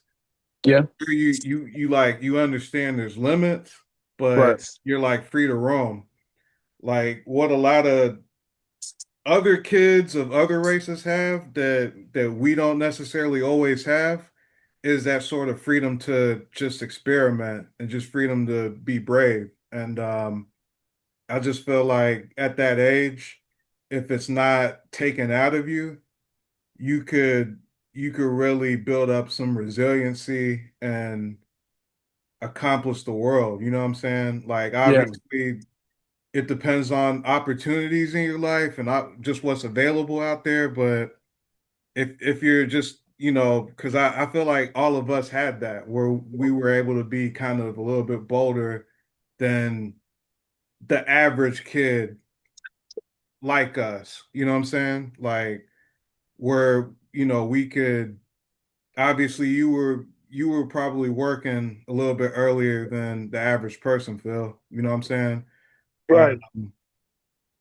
But at the same time, you were also like taking chances, you know what I'm saying? And just being able to accept that responsibility and still be able to take chances, I feel like is it's just it's a skill that should never go away, you know? And it's something that I think is key to mental health, just not letting anybody kind of talk you out of something just because, you know, it's different or it's true to who you are, you know what I mean? Yeah, So if you're in a place that's interested in only certain kinds of sports, but you like a different kind of sport, you shouldn't be talked out of going for that sport, you know what I mean? Like stuff like that, you know what I mean? right. I just feel like just giving putting batteries in people's backs, man. You know what I'm saying? Yeah. Like I just feel like that's the most important thing to have for people that age. So ultimately, you would just say, like, be fearless in pursuing the endeavors that you think or that is called for you to in your own heart. Yeah. So no matter what it may be, just take it head on and try to like fervently like pursue those dreams. Yeah, just go I for would it. agree with that. I would agree with that. Because Yeah, I would because agree with that. even if you don't succeed at whatever it is, I just feel like life has a way of rewarding you anyway, you know. Right. Yeah, that's for And sure. That's for sure. Yeah. like I could say I haven't accomplished the things I wanted to accomplish at this age, but I still accomplished like things I could be proud of. But Yes. I still got, there's reason to be humble and keep going, you know what I mean? Absolutely. Yeah. I was really interested to hear Kane's take on this, but you know what I mean? I feel like I've kind of stole his thunder a little bit the last couple topics, so my bad on that. No, you haven't, bro. Man, to be honest, they say stress and trauma and stuff is like embedded in your DNA. So people need to go to therapy not only for their own life experiences and their own traumas and healing that they need done, but for past traumas as well. I feel like therapy is needed just cause. You know what I'm saying? It might not be detrimentally detrimentally needed, but you know, I just feel like a lot of people could benefit from it one way or another. I feel like couples that aren't having any problems might benefit from going to couples therapy. I feel like mental health is something where people really should take serious. A lot of people don't even excuse me. A lot of people don't think about it, in my opinion, because they don't have a lot of knowledge about it themselves. Like I feel like people hear like certain buzzwords like mental health,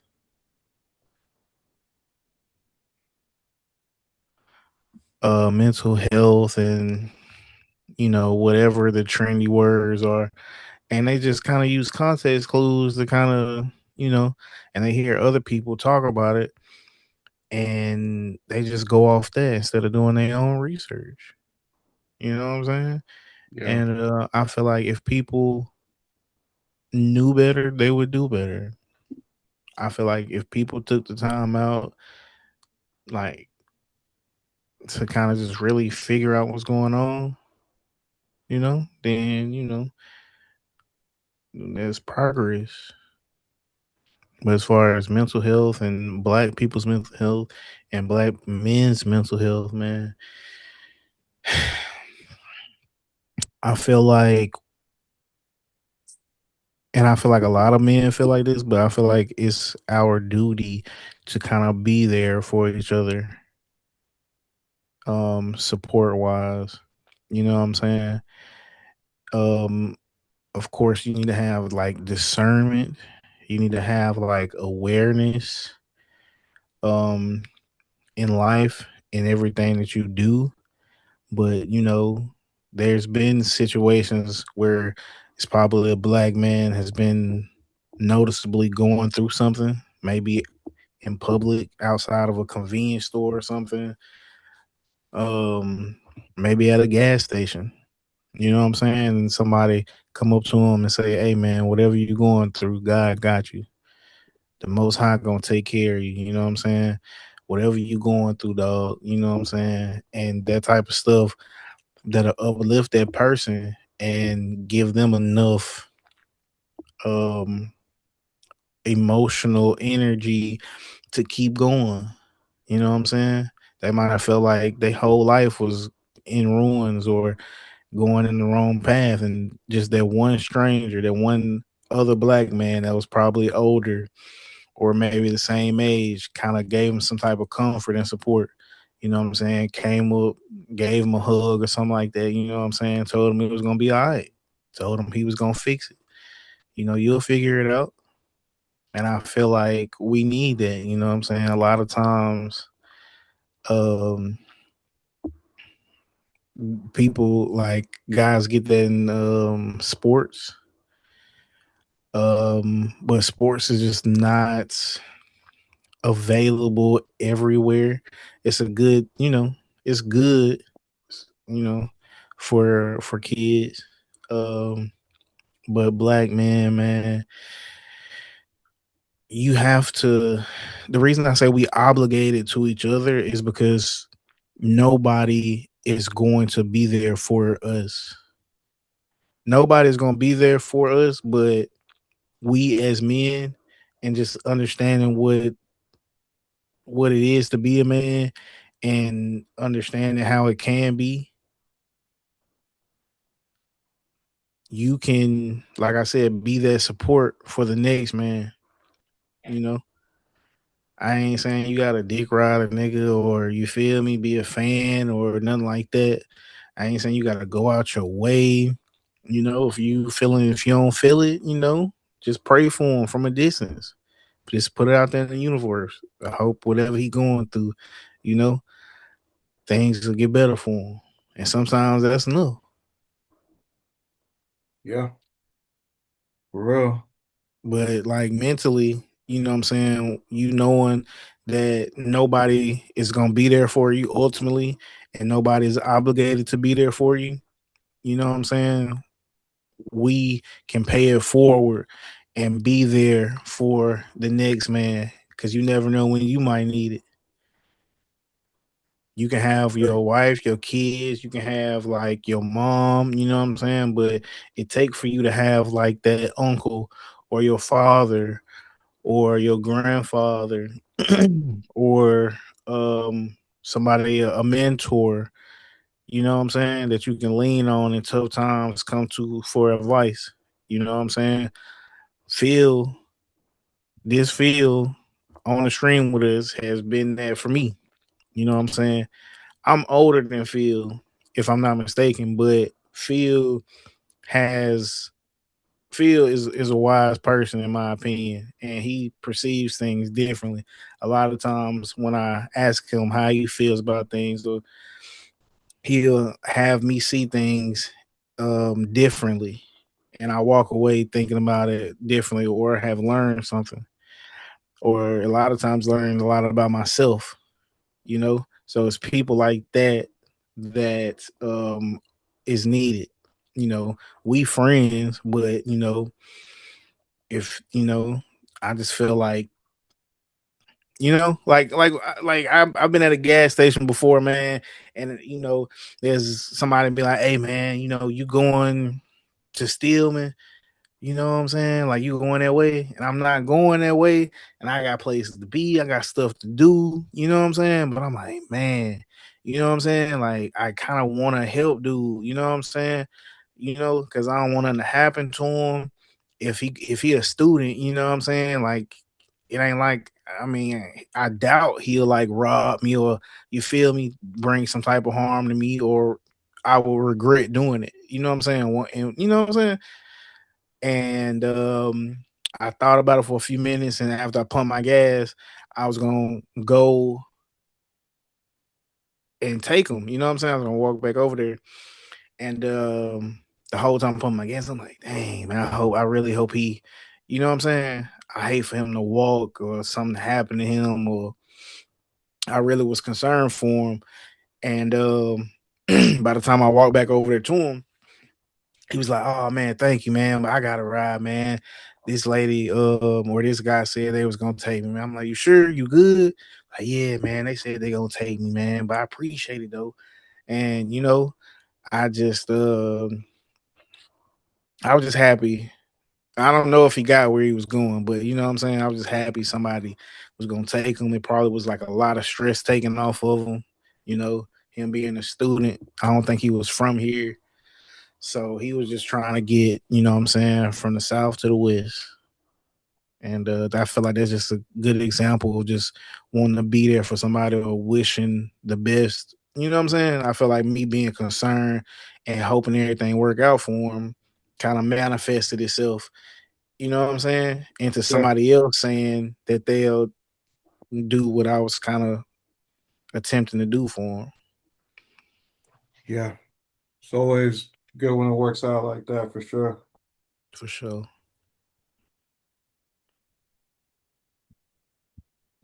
Editorials? Yeah, what we got? Nothing. It's whatever y'all got. Shit. Man, I don't know, man. This NBA stuff, man.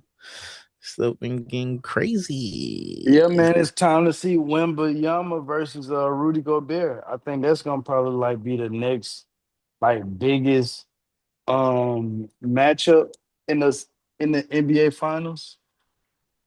Playoffs. Uh yeah, or playoffs, whatever. I'm sorry about that.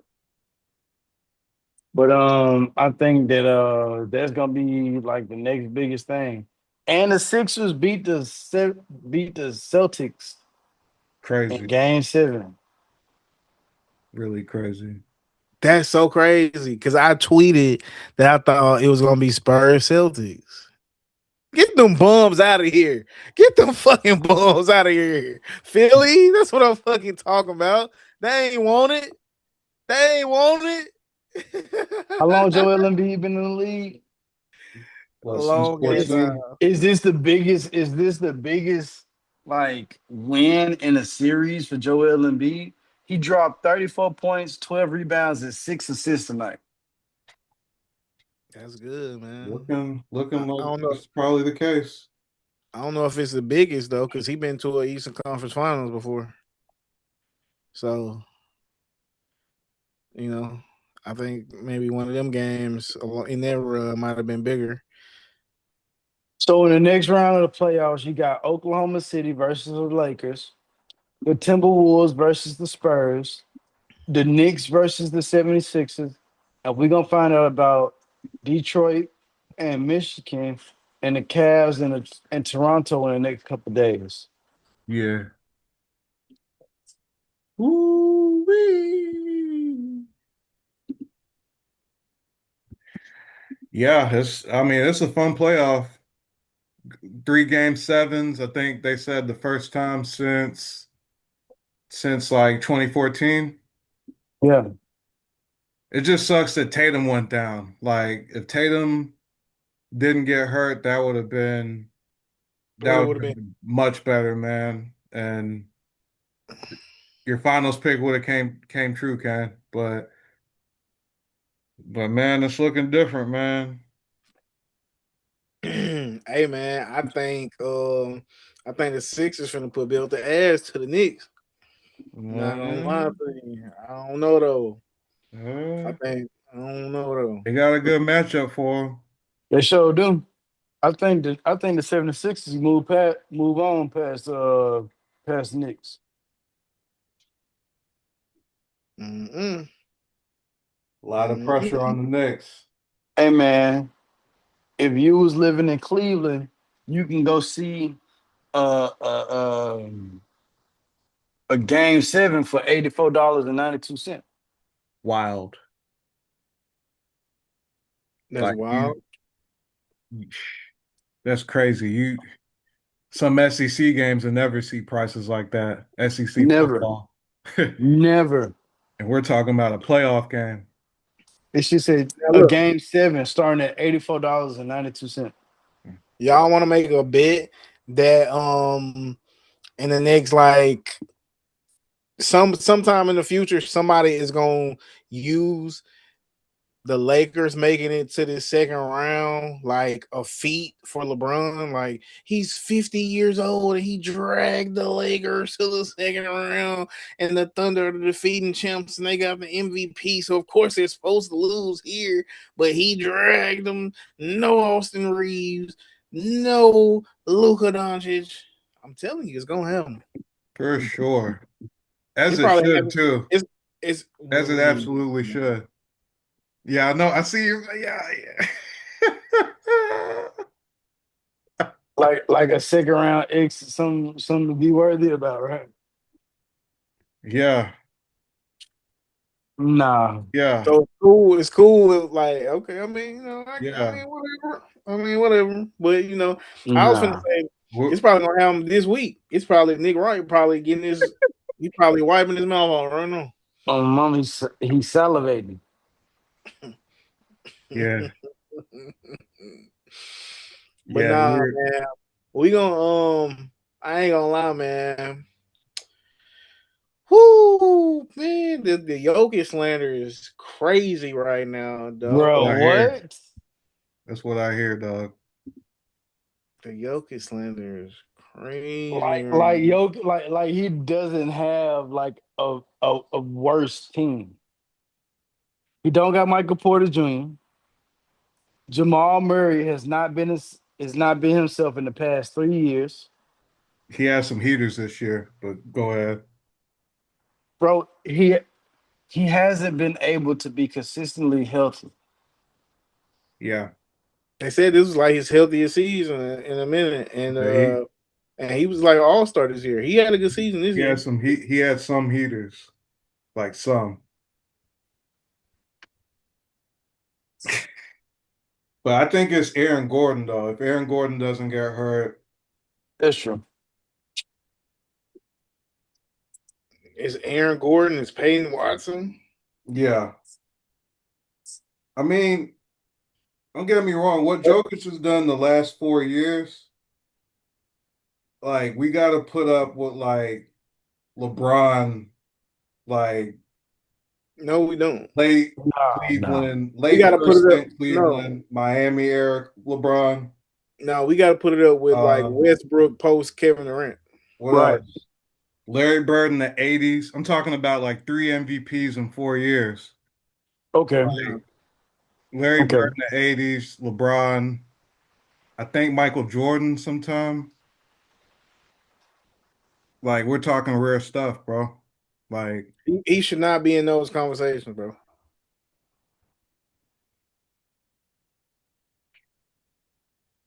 all right, he shouldn't. I'm for real. You Like know, he there's cool. some people that Like got him as a GOAT. yeah, and some people have lost their damn mind. All I'm saying is I fought with Jokic, man, but nah, bro. Like, what has he done besides like outside that finals run? What has he done? No, I mean, don't get it. MVPs out the ass. But I mean, Hard to just do. ain't goats. I mean, you know what I'm saying? I don't know, man. Yeah. I ain't jacking that. I ain't. We need he ain't talking to Russell Westbrook post Kevin Durant. If you ask me. I mean, okay, okay. I mean, we know who's the better player, though, right? Yeah, for sure, for sure. All right. But man, it's like stuff like this, bro. This is why I don't agree with them waiting to give out the MVP award. It's a regular season award. Stop trying to look at the playoffs and then gauge whether or not you know what I'm saying who the MVP when the MVP is a regular season award. Just because if somebody is clearly the MVP during the regular season, give them the award. Don't feel shitty because you gave somebody the MVP for the regular season and they deserved it, and then they had a bad playoffs. They had a bad postseason. That's not on you. You did what you were supposed to do. You gave the award to the right person. People Yeah. want to say, "Oh, I'm scared to give it to Wimmy because we ain't seen him in the playoffs yet." But if he perform in the playoffs this year, then next year we gonna give it to him because he maybe should have got it this year because he went off in the playoffs. Yeah. That don't make that's too much. That's come on, That's how bro. it is. It's always Just a year ahead. give it to the best regular season player. Yeah. I mean, that's gonna be Shea this year. I ain't mad at that. I will also say this though. They said Buddy only missed one shot in the fourth quarter since March. That's Yeah, I fucking saw that. crazy. I heard that too. Clutch player of the year, easy. But look though, I feel like this Jokic performance is going to work in Wemby's favor going forward. Yeah, for Cause how sure. he's saying like defense matters, like half the game is defense, and he obviously the best defensive player in the league. Yeah. Now people saying like, Jokic, he's doing all this on offense. We call him the GOAT, the best offensive player ever, Mr. PRA. And PER, yeah. and he don't play defense, but Wemby does, and we love Wemby, so maybe Right. defense does matter. Jokic ain't getting another MVP. No, I don't think so. It's gonna be hard. I don't think so. He tends to play enough games to be in the conversation. When you put it like that, as if like people will frame it from a different perspective, like, okay, we see what you're doing on the offensive end, but you're not doing as much to impact the defensive end. And then you consider the other players that are doing such, like I said, like a Shea Gilgeous Alexander or Victor Wembanyama, bro. Yeah, like it might be hard for Jokic to get another MVP if he doesn't like lead the league in blocks or something like that. Yeah, I mean he's been up there in steals, um, which I think if he keeps doing that like that, he'll still be in the conversation. Okay. But I mean I see what you're saying though. Like even if he has a stat like that, like you could still look beyond the stats and just know that Wemby has a different impact defensively. You know what I mean?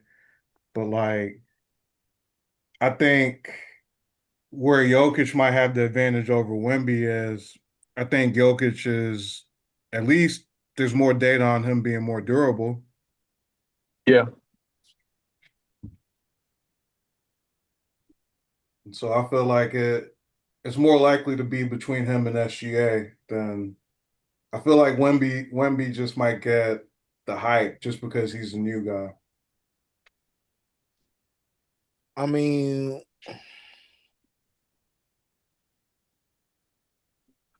I get it. You know what I'm saying? Being available matters, right? But what does being available matter when you show up, but you leave your game at the crib? You left your game in the locker room. Just in the postseason for That's not what I'm saying. What I'm again. saying is you're durable, you're available, you're on the court, but you shit in the bed. You ain't doing you not handling business. But he's already won the ultimate prize, What's the ultimate prize? the NBA Championship. championship. So you saying the playoffs don't matter? I'm saying it matters whatever he does from here on out, it's just like, Is okay, adding it is he is it's just adding. like the cherry on top of the whatever, right? It like he's already a Hall of Famer, he's already like a top five center, you know what I mean? Like Right. he like all he could do is add to that, you know what I mean? Like and he's not going to do anything moving forward that's going to take away from what he's already done, in my opinion. I mean, he don't have to do anything to take away from it. Like this performance took away from him because people are going to go back and look. If you look at them, you can go back and look at analytics, and he's going to tell you like, okay. So we saw the stats, and we was looking at the stats, and then we look at these analytics, and something different. um, Maybe it could, yeah, I could see that. Could have an impact moving forward. But the NBA changes year in and year out as it is anyway. Right. So we should find a secure place where we can store this so that well, I mean, if nothing he does like I don't feel like that's fair, T. Like if he like a shell of himself and he just can't do nothing, that's different. But if ain't nothing about him changed and he just ass, he just like if you ass, if you're not making any shots, then what are you? Because you're not you're not playing defense, you're not impacting the game in other ways, really. Because in these I, games, he was. It ain't like he was 30% from the field, 18% from three, and he had like 20 rebounds. That wasn't what's Mhm. going on. I don't think he had 10. I don't think he had double digit rebounds. So what I'm saying is, I don't feel like he gets that pass. You don't get to play, and then if you lose, oh, you just lost. But if you win, oh, he the goat. He's stacking up. He's stacking up. yeah. No, he like until your back broke or something like that, and you like on some MB stuff. No, you don't get that pass, bro. Not when people trying to put you in conversation with Michael Jordan and people like just because you got some MVPs. I'll give you an example. So Kevin Durant, Steve Nash got two back to back MVP, don't it? It was Steve his back Nash to back, had two back-to-back MVPs, yeah.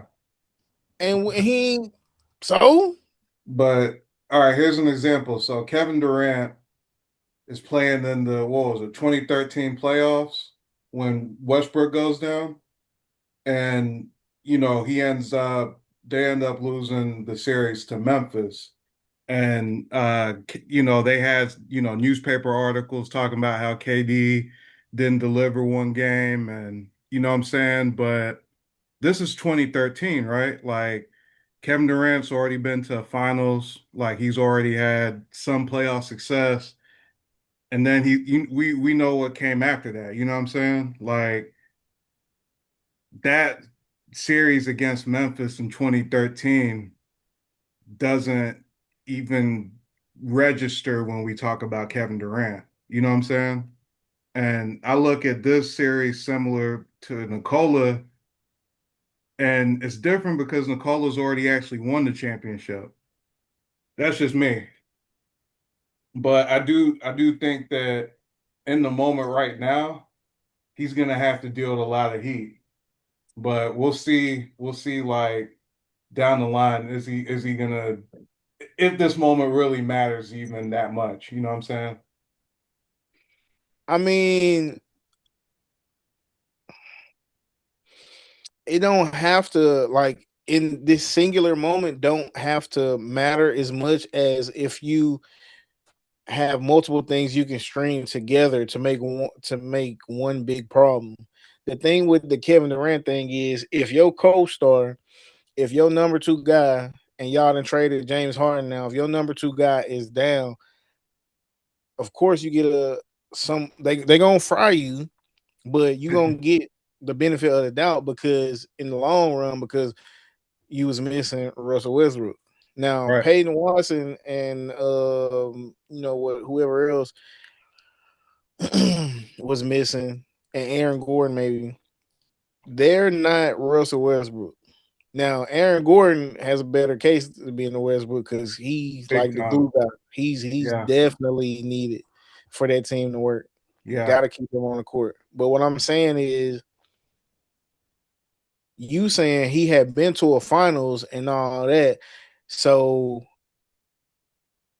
Yeah. I'm assuming you saying that playoff failure don't matter because he already had been to a finals. If that's the case, then him going to Golden State wouldn't matter, and that happened 3 years later after that. So what I'm saying is, stuff does matter. It don't matter if you've been to it. We know you good, nigga. That's why we frying your dumb ass. That's why we frying you, because you supposed to be delivering. You're not supposed to be taking 7 shots in a game clinching series game, bro. You're not supposed to be like, yeah, we gonna fry you. It don't. We know you great, nigga. That don't matter. You was ass today. Yeah. You was ass today. And if I feel like if I feel like you ass next season because of this performance in this series, not a regular season singular game, this series, nigga, you ass. That don't mean I mean, you as a whole in your career is ass, but you was ass. And it's okay to criticize you. I don't care if you've been to a finals. I don't care if you've been MVP. I don't care about you being better, all the best Olympic gold medalist for the NBA all time, taking over for scoring or whatever. I don't care about none of that, bro. Because if you can still hoop, if you still that guy, we need to see it. so if everybody was healthy and he played bad but they won, would we wouldn't care, would we? Because they won. You know what I'm saying? A lot of people wouldn't care, but some people would care. Yeah. I mean, we remember the games that Jordan and Kobe had where they didn't shoot well, but their team still won. You know what I'm saying? And Um, people bring that stuff up. People bring up, bro, when Kobe went 8 for 24 in the finals, bro. Even yeah, though this man had like 13 rebounds, some assists, or like, bro, people yeah. don't people like See, people you like, see, I'm just but saying, like it. But he had help. He had Meta World Peace making who threes for him. You know what I'm saying? So if all of a sudden these other guys are playing well, do we listen, look T at what Jokers does differently? T you playing saying Metal World Pieces help. So And if Meta that, World Peace didn't help us win a championship. I'm not saying he didn't help, but what I'm saying is you calling him help, you playing. Because if that's the case, everybody on your team, regardless if they ass or not, if your best couple guys is injured, you playing with the 13th guy on the bench. If he on your squad, if you playing with him, he on the court, he's help. If you're gonna put it like that. I'm not saying that's what Metal World Peace was, but he helped, but he wasn't help. Pau Gasol was help.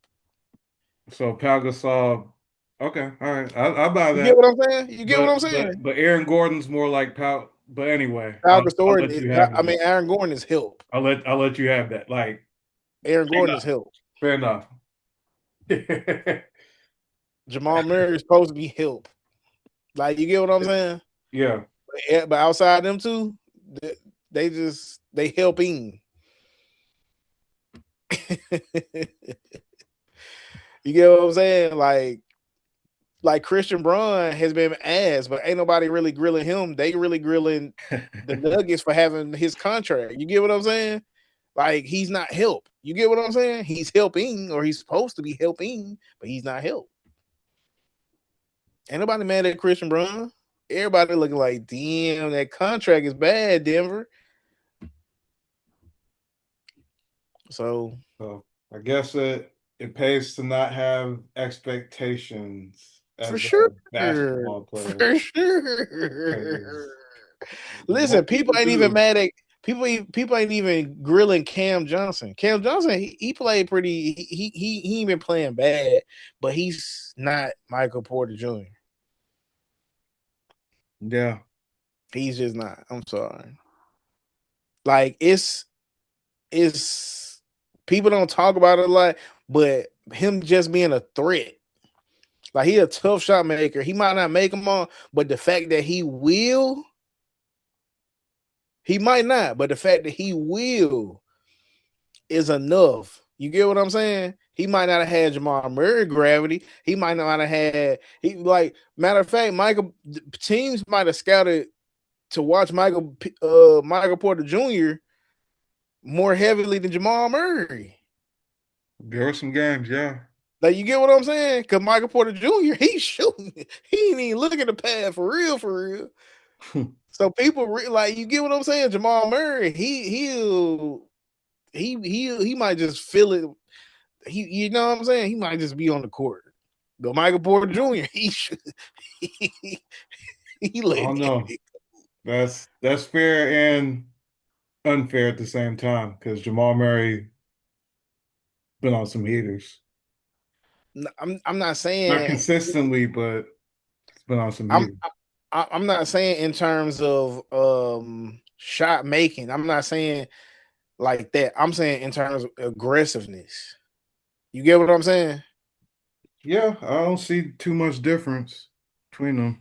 Because you can be hot by just making every shot. You don't have to take a lot of shots. If you take a shot every like 2 minutes, but you making all of them, people gonna be like, "Oh, he hot. He hot tonight." You get what I'm saying? But he not being aggressive. Unless you want to say he aggressive for taking the shot and not being passive. I've seen a lot more games where, not to get off topic, but Jamal Murray had double digit shot attempts and Michael Porter only had single digit. I mean, I don't know if I could read into Jamal Murray's aggressiveness for real. I think he's always looking to put the ball in the hoop. And I say this as a Lakers fan who's saw the last two series that we've had against the Nuggets where Jamal Murray's carved us up. You know what I mean? So I do feel like that too. I do feel like in them Lakers series, I do feel like it was more Jamal Murray, but I feel like that was also by design. I yeah, feel like they didn't want Michael MPJ to get in cahoots with to meet up with LeBron. I yeah, would rather have Jamal Murray go at D'Angelo Russell all night yeah, as opposed to, you know what I'm saying? yeah. So having I feel like MPJ outduel LeBron. Yeah, I feel like that was part of it personally. yeah. Uh, hey man, Jokic. We agree to disagree. I think I think this is gonna fly on right by for him. I think he is, I don't. This is what I'm saying. I think the people who thought he was like more than just like some. Of course, some people think he's like the best offensive player ever, yeah, and that's actually a conversation. Offensive player, that's a conversation, right? it is. Right. But look Yeah, though, there are some people who might have not even cared about the defensive side and consider him like really top 10 all time or like GOAT status. Like, you know what I'm saying? Top 10, top 5. So what I'm saying is if people really cared about basketball and they were just kind of overlooking, they were like, he's so good offensively, his defense don't matter, and they're like, man, maybe his defense does matter. That might change them to look at him differently. I'm not saying yeah, people are gonna be like, oh, his offense don't matter, his MVPs don't matter. But I'm saying if they're gonna be like, okay, he don't play defense, he ain't really did nothing outside the one time he did go all the way. Maybe we just was hyped about him being a big man and having all these triple doubles and you know what I'm saying and the yeah, stat that I feel like that might make people look at him different. yeah. I can see where you compare him to Westbrook, in that way. But I just feel like he's done enough winning as the lead player to where it's like, yeah, they're probably not going to be as hard on him for not delivering, but there's going to be some heat. But I feel like it's going to be more like local, more like organization stuff. It's going to be like, does he have the right coach? You know what I'm saying? Does he have the right people around him? You know what I mean?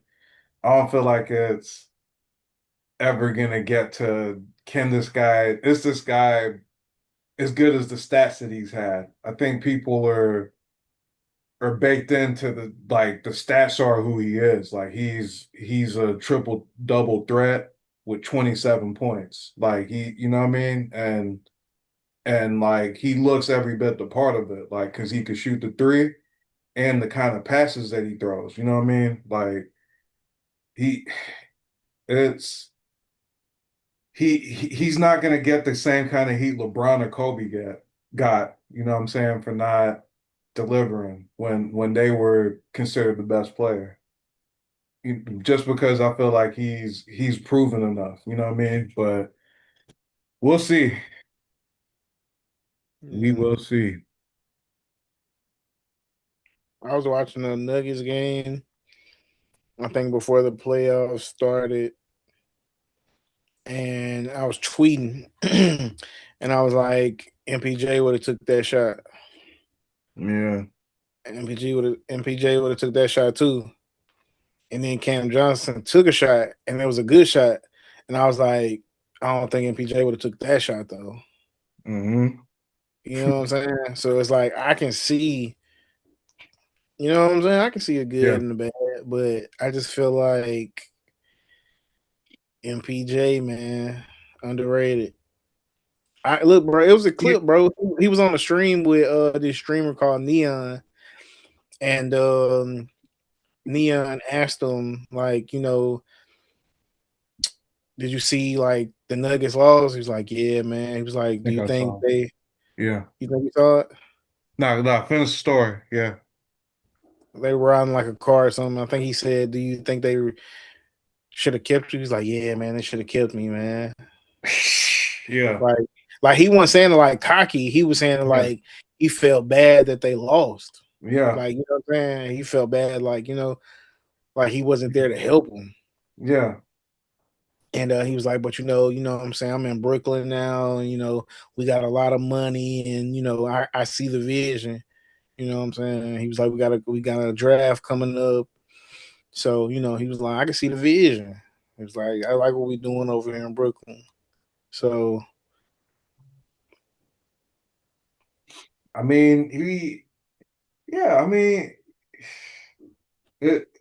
See, coming out of like college, like MPJ had way higher upside than Cam Johnson. You know what I mean? Like even though they look the same, like Denver definitely lost some with MPJ not being on their roster this year. You know what I'm saying? Just because, like, I remember him coming out of high school, like people were thinking MPJ was like a KD level shot maker. You know what I mean? But it just health wise for him, it just didn't work out that way. You know what I mean? But I definitely see where he's coming from. But their challenges, what they would have needed to win, I'm not sure MPJ would have given it to them because they were playing against Minnesota. You know what I mean? And Minnesota was winning those games basically off like classic playoff style basketball. You know what I mean? Just we're just gonna get physical. We're gonna make it just tougher for Denver to make easy shots. You know what I'm saying? And MPJ is a jump shooter. You know what I mean? I'm not sure.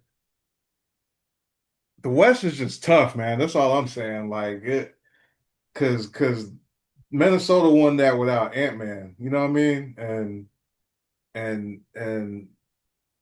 that's not to I don't know, man. That's just not to mention the Spurs. It's not to mention all these other guys. You know what I mean? So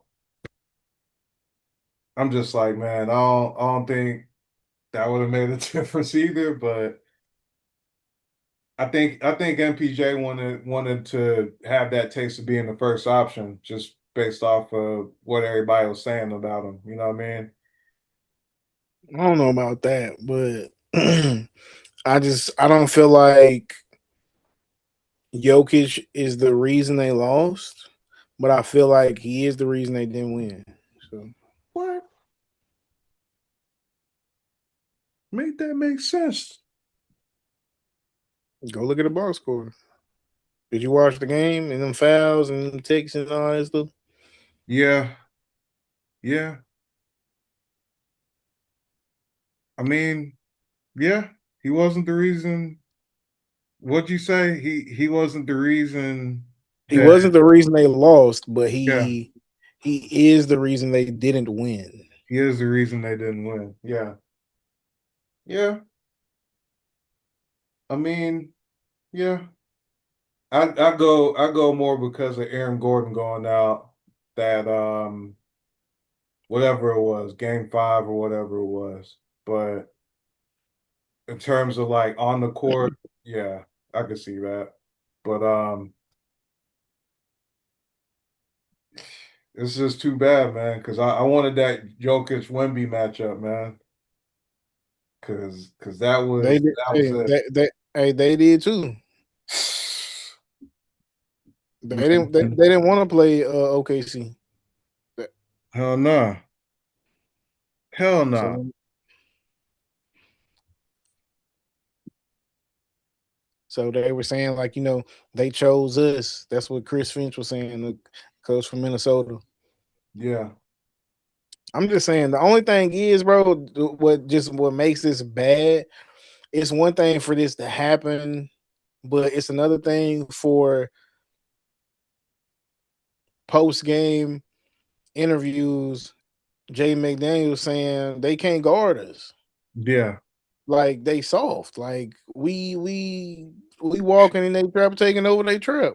We can get whatever we want in that paint. And for them to see that, to hear that, and let that happen like that, man, that's crazy, bro. That's all I'm saying. It just make it worse, bro. That's it, bro. And I know the Jaden McDaniels part might not matter. Nah, Like, it matters. no, I'm saying it might not matter in the future. People might not remember it. But, Yeah. bro, No. You just had to be there. It's just like Yeah. some of those rap albums, you know what I mean? It's Had like to be there. that's like high key like a iconic NBA, you know what I'm saying? Yeah, Moment. Like low low key. key.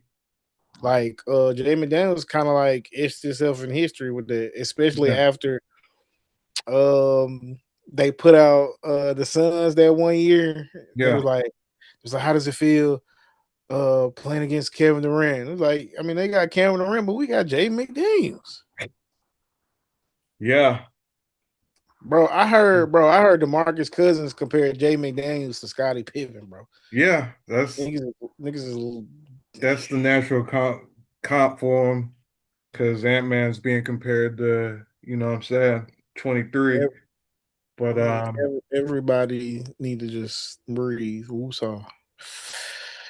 I, yeah, I see where they're coming from.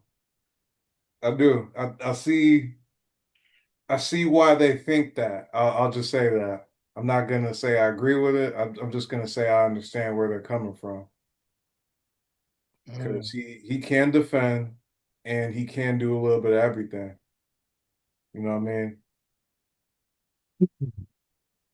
But in terms of like playing against San Antonio, I'm interested to see who does Jaden McDaniels guard? Because San Antonio. yeah, who's he gonna guard? Because If Ant not playing, probably gonna guard Castle. yeah, that's what I'm saying. Like, do you guard Castle or do you stick Jaden McDaniels on Wemby? You know what I'm saying? No, I 'Cause- think you're gonna give Gobert or Nas Reed on Wimby. yeah, you could do that.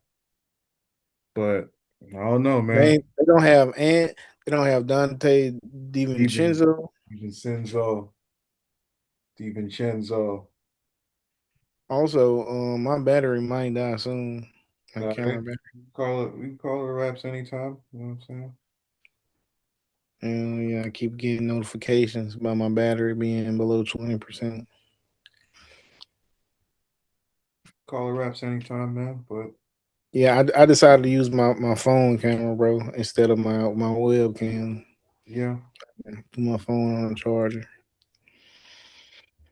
Yeah, man, it's a good episode this week, man. I be want to talk about stuff, man. You feel me? That we gonna be hype about, man. You feel me? That we gonna put some energy into, man. The sad stuff is just, you feel me? It took like a lot out of me. Anyway, I can't speak for y'all, but it kind of just, you know what I'm saying? Slowly. yeah. I guess until Maybe. next week then, man. Hopefully we got something a little bit more amped up, you know what I mean? Yeah, man. I was supposed to like host, but I couldn't. I could have. Of course, I could have. I just didn't feel like I would give it the best I could. Not saying I wouldn't try. It's just with the topics, um, you know, like Phil submitted more of these topics, and I felt like it would be easier for him to kind of direct traffic with them since he submitted them, you know. So also I kind of like, as far as equipment, been going through some things. Um so my mind just hasn't been really, I don't know, a lot hasn't happened this week, to be honest.